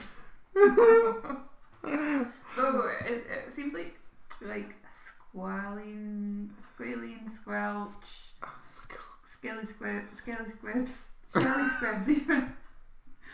Squilnar. There's like a bit of a theme running with that. Yeah. Oh my god. Talus Deepclaw, the Caveat Empress.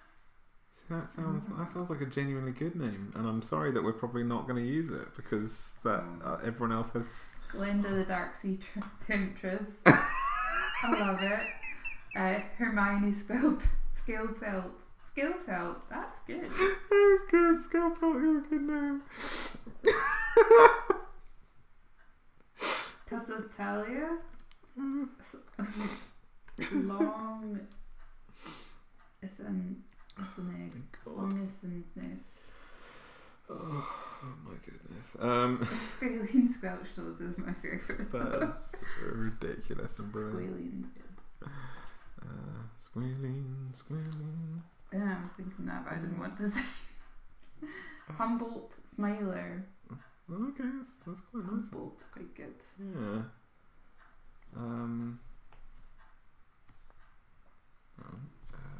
Let's do a bit of that. Jeez, next time I need a character name, I'll just come on here and ask.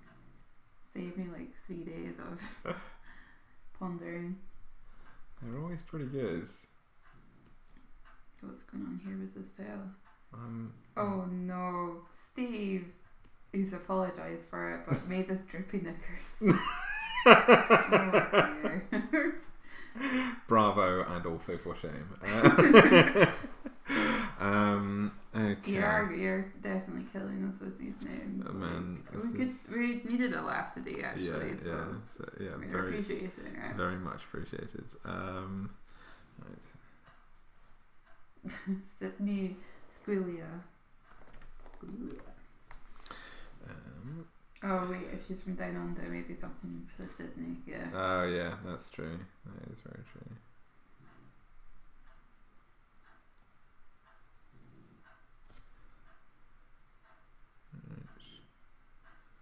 Sorry, I'm not particularly communicative right now. I'm like very mega concentration mode. You get around to it. The hyenas just have jet black eyes, don't they?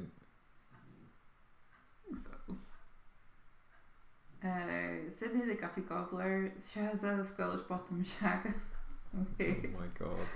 How did the aquatic knoll come about? Okay, so I think it was all because I was confused as to how to say knoll versus knoll.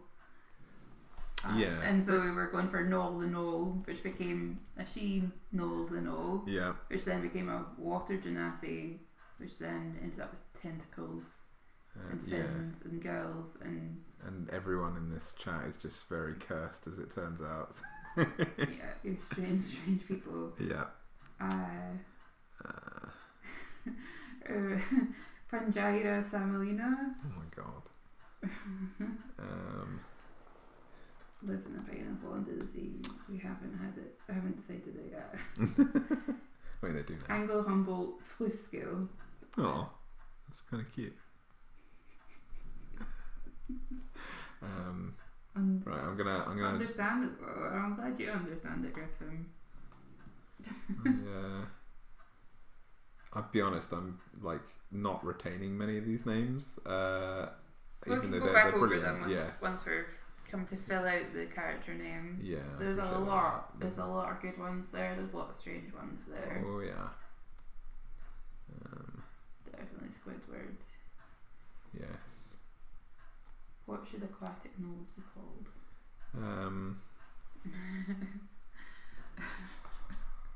Abominations. Yes. Yeah. We're curling it. Oh my goodness. Bonus points. Inspiration for you. Yeah. Josh does run the game that we get. Or do you still do that? We used to get bonus points for puns. The thing is, it does produce a lot of lazy puns as well. So like, it's only for really good puns. Now it's like, someone does a good pun, you can have it. But if it's a lazy pun, no. I like floof scale. Yeah, floof scale's pretty good. I'm pretty down for floof scale. There was like something tail as well that was like a really good one.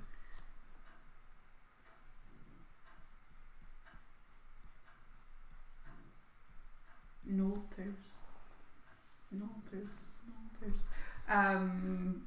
Yeah, we'll wait till you're ready to put the name in, and then we'll have a quick run through.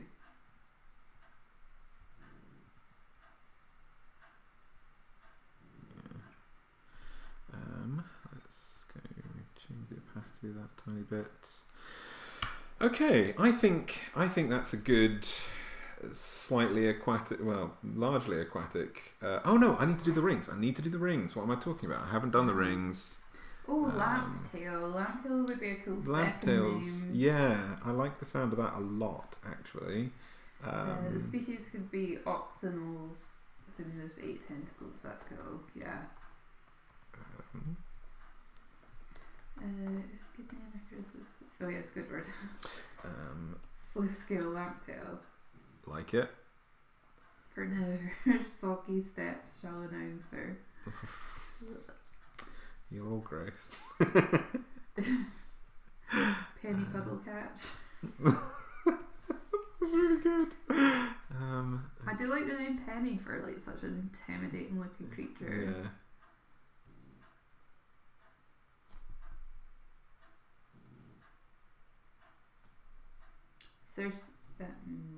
Chrysalia, the light of the depths. Oh, that's pretty good actually. Dogfish, sorry, I couldn't help.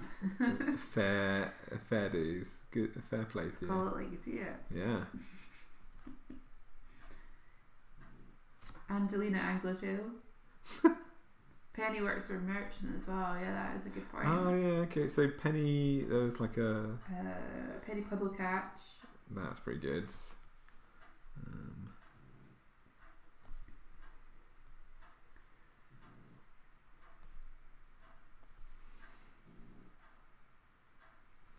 God damn it! If we end up making a genuinely good character out of this, I'm going to be sort of annoyed and sort of impressed. Do you think she's poisonous then? Oh yeah, hideously, absolutely like grung poison upon contact. So if you're ever like tempted enough to like find out what fire coming through scales feels like, you just gonna get yourself a handful of poison. Yes, yeah, definitely. She's had to retire and start a shop for a reason, you know. What would you call wet flu? And Canvas's flop. Penny Porca Squelch. Yeah. I don't know. Stop making these horrible monsters. Let's see. Okay. Yeah, people are liking the rings. That's good. Okay, and then I just need to change the opacity of them a little bit, and then they'll blend in a little bit more to the actual textures. Get that glow on. Yeah. There we go. Okay, I'm pretty happy with that actually. So it's time to give this horrible monstrosity that, like, I don't hate it. Like, that's the thing. I should really hate that, but I don't, and I'm just kind of impressed with you guys. You've come up with a good thing. Just bravo. So let's come up with a name first, right? So what are we calling this this queen of the depths? Sounds like Sarah. just Sarah. Yeah. Let's. Max is saying, okay, I can't help it anymore. My inner German is coming through. Hyenas are actually feline. Sorry, I had to say it. Yeah. Good on you. Penny Piper Peters, who sells seashells down by the sea. Penny was very good. I like Penny. Okay, that's our starting point then. We've got, so the original one I think is Penny Pork Squelch, or Penny Puddle Catch. Puddle Catch is good. I like that one. Lamptail was good. Oh, Penny really Lamptail. I quite like that actually. I think sweet, let's do that. Let's do. Yeah. Do you want to go through some of the other? I want to hear them, but we're sticking with Penny Lamptail, I think, unless there's something absolutely mind-blowingly brilliant. Right. Okay. Oh gosh, where did we start? It's quite far back. Darlene, Fish Puppy, Reba, Squilnar. Darlene Lamptail, though. Oh, that does sound quite good. Granola Crabs, Shelly Squibs, Granola Undertow. That's also cool. Dahlia Fish Stick, Swellno, Gutra the Gill Snapper, Usisi, Squealing, Gina the Genosi, Null Vegan, Lady Null the Dark Princess, Squealing Squelch Toes, Squelch Shelbert, Talus Deep Claw. Talus Deep Claw is a genuinely good one. That is good. Yeah, that is really cool. Glenda the Dark Sea Temptress, which I also love. Thank you. Yeah, Glenda. Hermione Scalepelt. Where's Scalepelt? I thought Scalepelt's really good. Yeah. A good one. Tussle Talia, Long Isanic, Humboldt Smiler, Mavis Drippy Knickers. No, Mavis Drippy Knickers is the name of the hermit crab. For sure. There we go. Sydney Squealia, Gulper, oh my goodness, Sydney the Guppy Gobbler, Shaz the Squelch Bottom Shaga, Fangira Salmonella, Angle Humboldt Fluffscale Squidward, Lamptail, where are we? Fluffscale Lamptail, Penny Puddle Catch, Cresselia, the Light of the Depths, which is cool, Dogfish, Angelina Anglertail, Penny, and then we're back to So yeah, I'm gonna stick with Darlene Lamptail because I think that's like I would use that character. Ambergris Lamptail. Oh, Ambergris. You Susie Lamptail. Definitely sells Ambergris. I'm a sucker for alliteration, so maybe Lara Lamptail. That's quite cool. That's pretty cool. Penny Paddlepot. Lamptail for the win, yeah. Yeah, Lamptail's really good. I like that a lot. Mm-hmm. That was a cool bit of design. I think everybody contributed to that as well. So I think Lamptail's in. Yeah. Yeah. So. Oh, you've got Darlene written down. Yeah, I think Darlene. I like Darlene Lamptail. I think that seems like an actual name I would put in game. Yeah. Yeah. Yeah. You know. I think let's roll with that. Yeah. I realised that I'm stacked on top of my monster manual right now, so I'm just going to quickly Google the stats from Null as kind of like a base. No, I want to give the octopus rings. I'm going to base that on a Grum, but let's do. Let's go for where are you stats wise. Okay, so that means she is gonna have. Oh lordy, not sketches. That's not what I want to see. I want to see my original color palette, which is no, that's not what I want. I want to be. So Rory suggested earlier that her flaw could be that she would sell her family for a meal of ambergris. That sounds keep that. Perfect. Let me just get some cursory. Max says Darlene Lamptail definitely has a Southern American accent just by the name. Yes. Yeah. Oh yeah. I think so.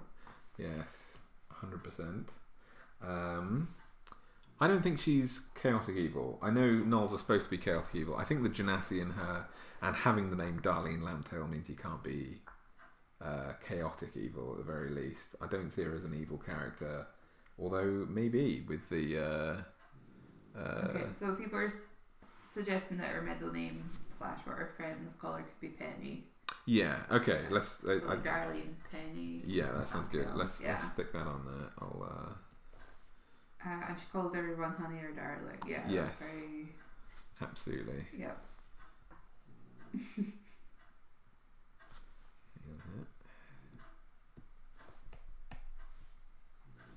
I know no pixels were selected, Photoshop.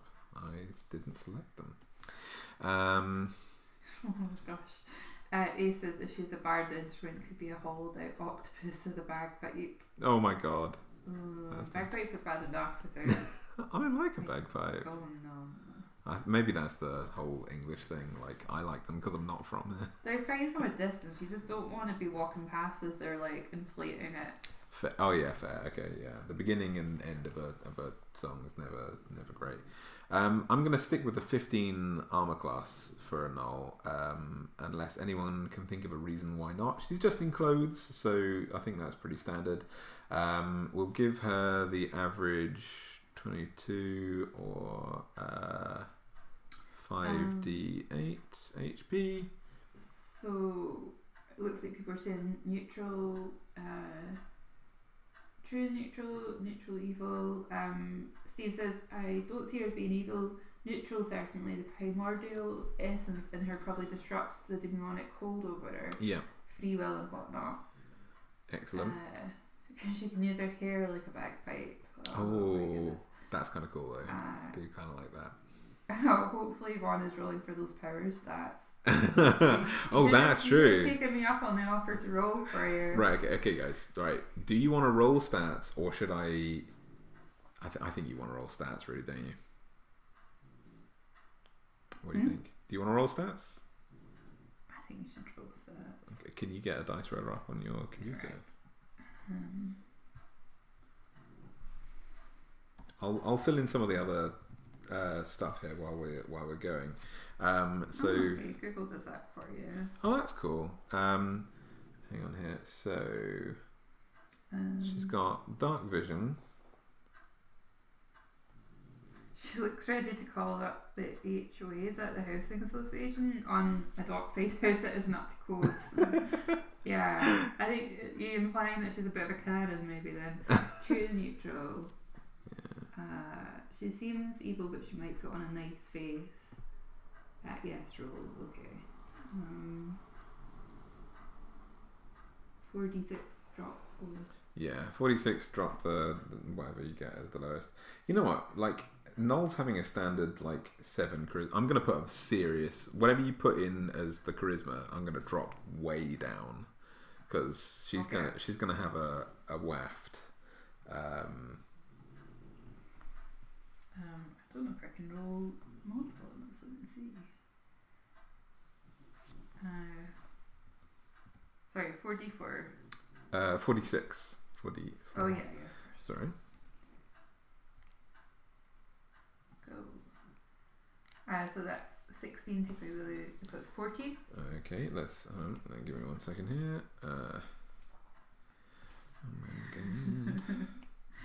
Right, hang on. What language does she speak? And then it was that. Non-common and Aquan. Devilry. I want it now. So the first one you got was a 14, yeah? Yep. 14, okay.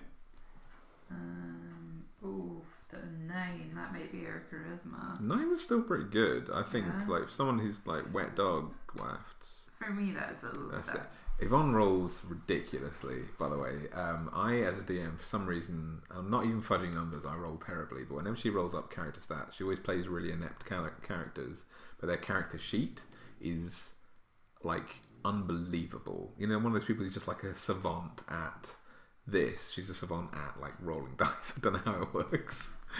Right, okay, we need next one coming up. Okay, DM Enters has also done some stats for us, so we can maybe use that if, you know, sometimes like you can pick between them if you roll a few Good and one call. like terrible. I like the sound of that. You could reroll 10. 10, okay, that's still pretty good. That's kind of average, right? Yeah, that's pretty good. A 13. 13, yeah. Still pretty good for an all. 11. 11. So we've got... I haven't even been keeping track. So 1, 2, 3, 4, 5, 6. We need 1, 2, 4, 5. We need one more. And it's 11 again. 11. Okay, that's better than your average null, for sure. I'm going to give her... I think purely for this, for the transformation that she's been through, I think having the 14 in Constitution seems like something, because she's been through a lot. You know, I think she's had a hard life. She should probably have that in Strength, but I see her more as a spellcaster. She's also poisonous, so I feel like she has like quite a high Constitution. Yeah, let's do that. 14, which is a +2. M14 says swim speed 45. That's the thing. Is she faster on land or faster in the water? That's true. I've given her 30-foot swim speed, but maybe 45 is a better idea actually. Crafty's joining us. Oh, nice to see you, Crafty. Okay, so we've got the 14 in there. I think let's do. Let's stick the 13 in Dex. We'll make her a rain. Oh no, she has got a spear there. So I'll stick the 13 in Strength. So she can have a +1. 13's +1, isn't it? I think. Go for an 11 in Dex. Which is also a +1. Or is the 13 +2? I don't know. People who are better than maths will tell me. What's that? A 13. I can't remember if that's a +2 or not. I think it's +1, but could be wrong. Intelligence. I think she's a smart. Right. Okay. Actually, intelligence, wisdom. You know what? I think her past. She's had a lot of growing. So I'm going to put the other 11 in wisdom. She's had some real experiences. Icarus says no stat boosts as well. I'd say boost something by 2 and another thing by 2 or 3, and then drop the charisma to 7. Yeah, that's a good call. 13 is +2. Yeah. Okay, cool. Harrison says, she's more fish than Noel now in Obi-Wan's voice, but I haven't seen the film, so I can't do it. That was my fault. I started you off on the original, on the like Phantom Menace, and so on the prequels rather than. I wanted to watch them in order. I did it, yeah. I tried, and I should have started with the original trilogy, and it was my bad. Yeah, charisma is staying at a good old 7. Yeah, there's a lot of calls for it to drop that charisma to 7. Yeah. Okay. And sort of 13 is +1 and 14 would be a +2. I can't remember off the top of my head. Yeah. You guys can tell me. I'm going to give her a... Right now, like, Knowles have a 1/2 challenge rating. I'm going to stick her at that for now. We can, depends how she comes along. She might be a bit more powerful than that as time goes on. It is +1. 13? Yeah. Oh, okay.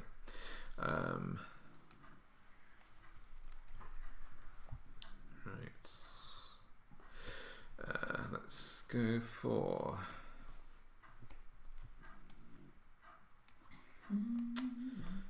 I liked the 45 feet for swimming. That seemed like a good call.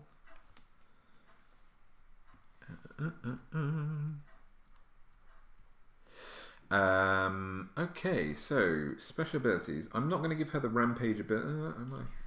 Oh yeah, there was some improvements to stats we were going to do. Yeah. Do you want to use the +2 that you took from charisma and add it to intelligence? Yeah, wisdom. That sounds like a good call. I think wisdom for sure. So make that a 13. That seems like a good call. I like this. DM interest says innate spellcasting, mage hand, shaped like a fishing pole. Excellent. Yeah. Shape water, ray of frost, fog clouds, water wrath, or water walk. Excellent. Ice knife as well. That's pretty cool. Very cool. Hold on to that comment for sure. Icarus says, I'd also say increase her HP along with the con modifier because 5d8 would be +2 for each hit dice currently. Yeah. I'm not good at maths, but we will just stick it in 5d8 +2. If someone wants to work out whatever the average HP for that would be, feel free to let me know. Because I can't be bothered. Also, second bumping wisdom if she runs a shop, don't want to get ripped off or shoplifted from. Yeah, that's true. Do you need any? You've got all the other plus. Yeah, I've got all the other plus stuff. I'm going to say, right. Here we go. Let's do. Marty, you leave that foot alone. Hey. Move this on down. Yeah, Steve says he loves those spell choices. Yeah, that's definitely. We've got a lot of special abilities that are about to happen here, so does dark vision apply to underwater? Is that different? That is a really good. That's a really good point. I've never thought of. I would assume that yes, it applies to underwater, but I've never actually given it that much thought. 32. Joe says 32 for your. Thank you very much. What am I doing here? That's a good point from Crafty, like dark vision or perhaps bioluminescence. That fits in quite nicely with her sort of glowing eye, glowing tail. Sure. Yeah, she's got a glowing tail. She definitely needs some sort of underwater vision. Yeah, I've given her 60-foot dark vision. That sounds cool. Okay, right. So, sorry, what was it? 30 something? 30? 32. 32? Okay. Thank you very much. Maybe her bite could be armor piercing in some way since octopi use their beaks to crack. Oh yeah. Crack shellfish and hyenas break bones. Yeah, she'll definitely have maybe a multi-attack, like a grapple advantage on grappling, maybe with those tentacles. A really good observation though. That is really cool. I'm just gonna, while I've got it in my head, I'm just gonna like copy paste the grung thing for her.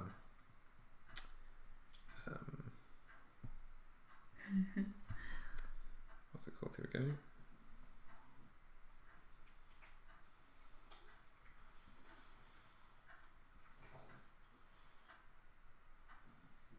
poison ability. Come on now. Okay, yeah, here we go. So I'm just going to pop this in here. So 2 things that I need to take from the grung are amphibious, for sure.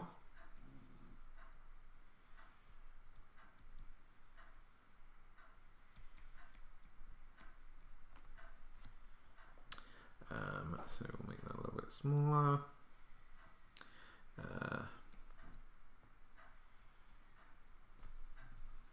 Darlene can breathe air and water, and then poisonous skin. Oh man, I've got some good stuff coming up here. Oh yeah? Yeah, I'll give you a second to write all that down. Thank you. Sorry, it's going to take me a little while. Poisonous skin. Okay. So they need to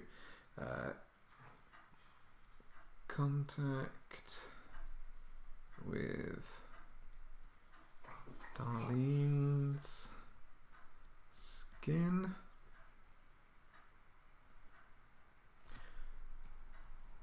Forces creatures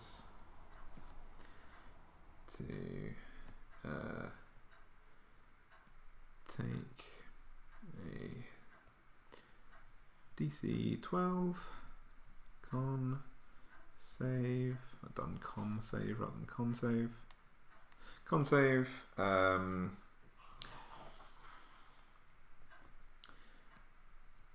They become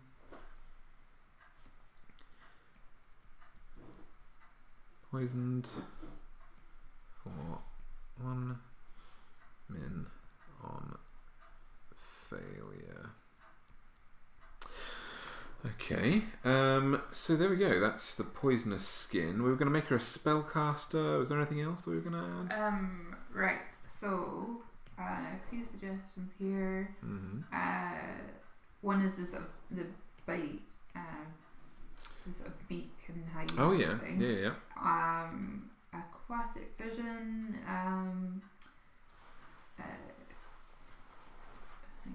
Maybe she has light cantrips effects permanently on her tail. Oh yeah. And Crafty says little bioluminescence should be like a light spell, but could produce the effect at will, and it shouldn't be time restricted. Loving the light cantrip idea. Maybe she can turn it on and off. That's cool. Which would definitely be. Then Ace says the multi-attack of the bite and the hair gives the grappling effect, which is really cool. That's a really cool idea. What about advantage on stealth checks underwater by changing the colour of the skin? Some octopus do. Ooh. How about resistance to poison and or acid as our elemental nature acts to dilute it? Oh, okay, yeah, very cool. York says maybe she's susceptible to fire or lightning damage. Oh, definitely susceptible to lightning damage. Oh no, I've just logged out of that. That's okay. No worries. That'll give me a few seconds to kind of catch up on things. So I can just do the thing that I can remember off the top of my head for sure is this, and can probably work with here are the attacks. So we had for sure this kind of bite grapple thing. So I'm going to say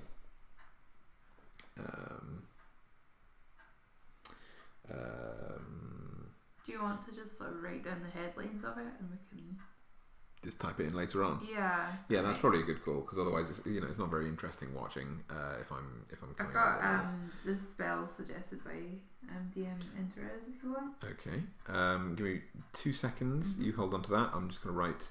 Are we doing this as a multi-attack? The bite and grapple. You know what? No, we'll do like the bite grapple as one thing, and then the trident should be used for something. Okay. So yeah, so multi-attack.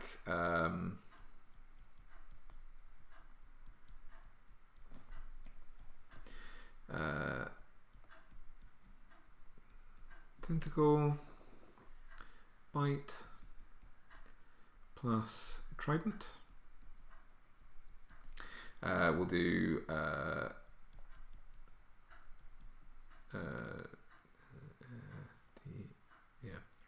Trident. I think I spelled that all right. Dyslexia is a real thing. And we'll just do that as a standard thing. Then we'll do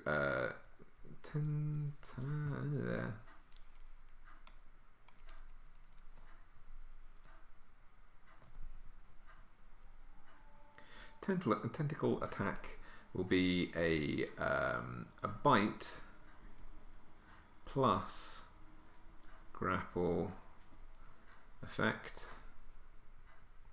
on failed save.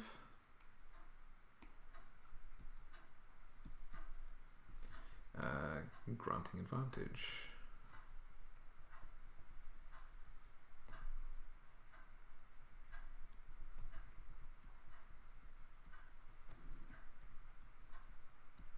Advantage on future attacks. Okay, and then spellcasting.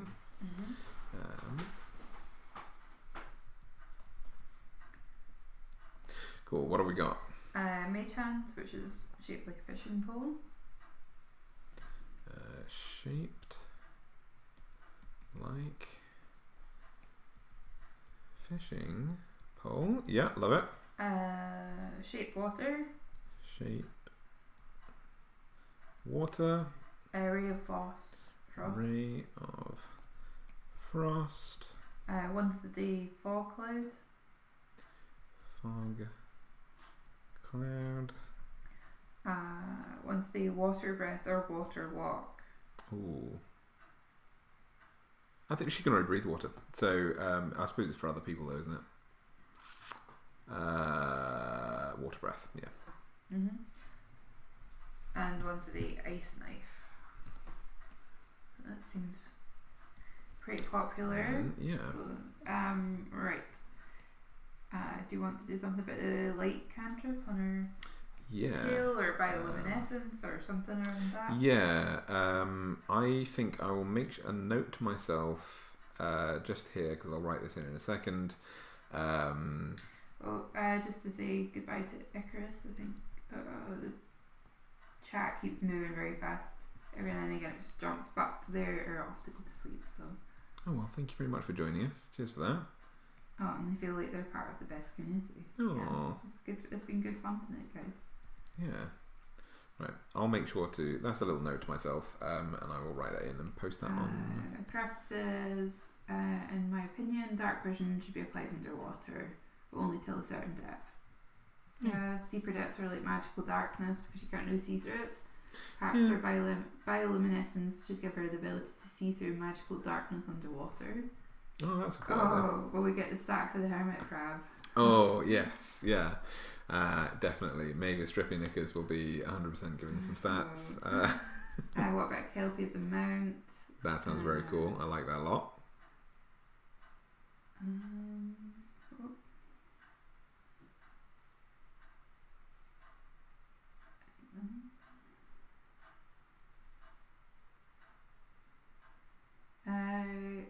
Could the tail cause like a charm effect if seen in the dark? Ooh, yeah. Nice. Or like some that. sort of distraction as well. Yeah, I like the sound of that. Kind of following the stats for hypnotic pattern might be a good call. Do you do channel membership here on YouTube like AJ Beckett does? I have unlocked that, but sorry, not membership. I'm not a big enough channel yet to have channel memberships, I believe. I might be. I need to check. Basically, I've been using Patreon as my primary thing. I might have unlocked it. I don't know what I would do differently to Patreon with that, but I will see. Ben Colburn's in. Oh, Ben, you made it! Yeah, we're just there. We're just kind of wrapping up, but it's good to see you. What if Grant water breathing is her supernatural ability? Ooh. And how about darkness, like a night cloud? Oh yeah. That's really a really cool good idea. Yeah, it's a lot of choices. Gosh, I kind of want Darlene to come along with us. I kind of do now as well. I know Rachel was against it, but I think now that. Yeah, I can't believe you guys have made a character that I actually like out of all this horrible weird stuff. I think we should maybe make this a thing that we do more often. because this was just very cool. It's been really good fun. Yeah, it has been really nice. So is this going to be, you're going to put this up on your website? Yeah, I'll put this up on Instagram. I'll put this up on the like channel page thing, you know, the community part of YouTube, and I'll put it up on my website as well. So I'll finalize everything, neaten it up a little bit, and you guys can see her there. But thank you so much for helping me create Darlene, Penny, Lampdale, and Mavis Dribbianickers, and this absolute monstrosity of a creature that turned out pretty cool. I was very impressed with all of your suggestions. It's been absolutely lovely. Thank you so much for joining me. And Braun Haler's just woke up. oh no, we're just logging off. I'm so sorry. Hopefully you can catch up. Yeah, don't worry. So this automatically gets like re-uploaded, so you can watch it again.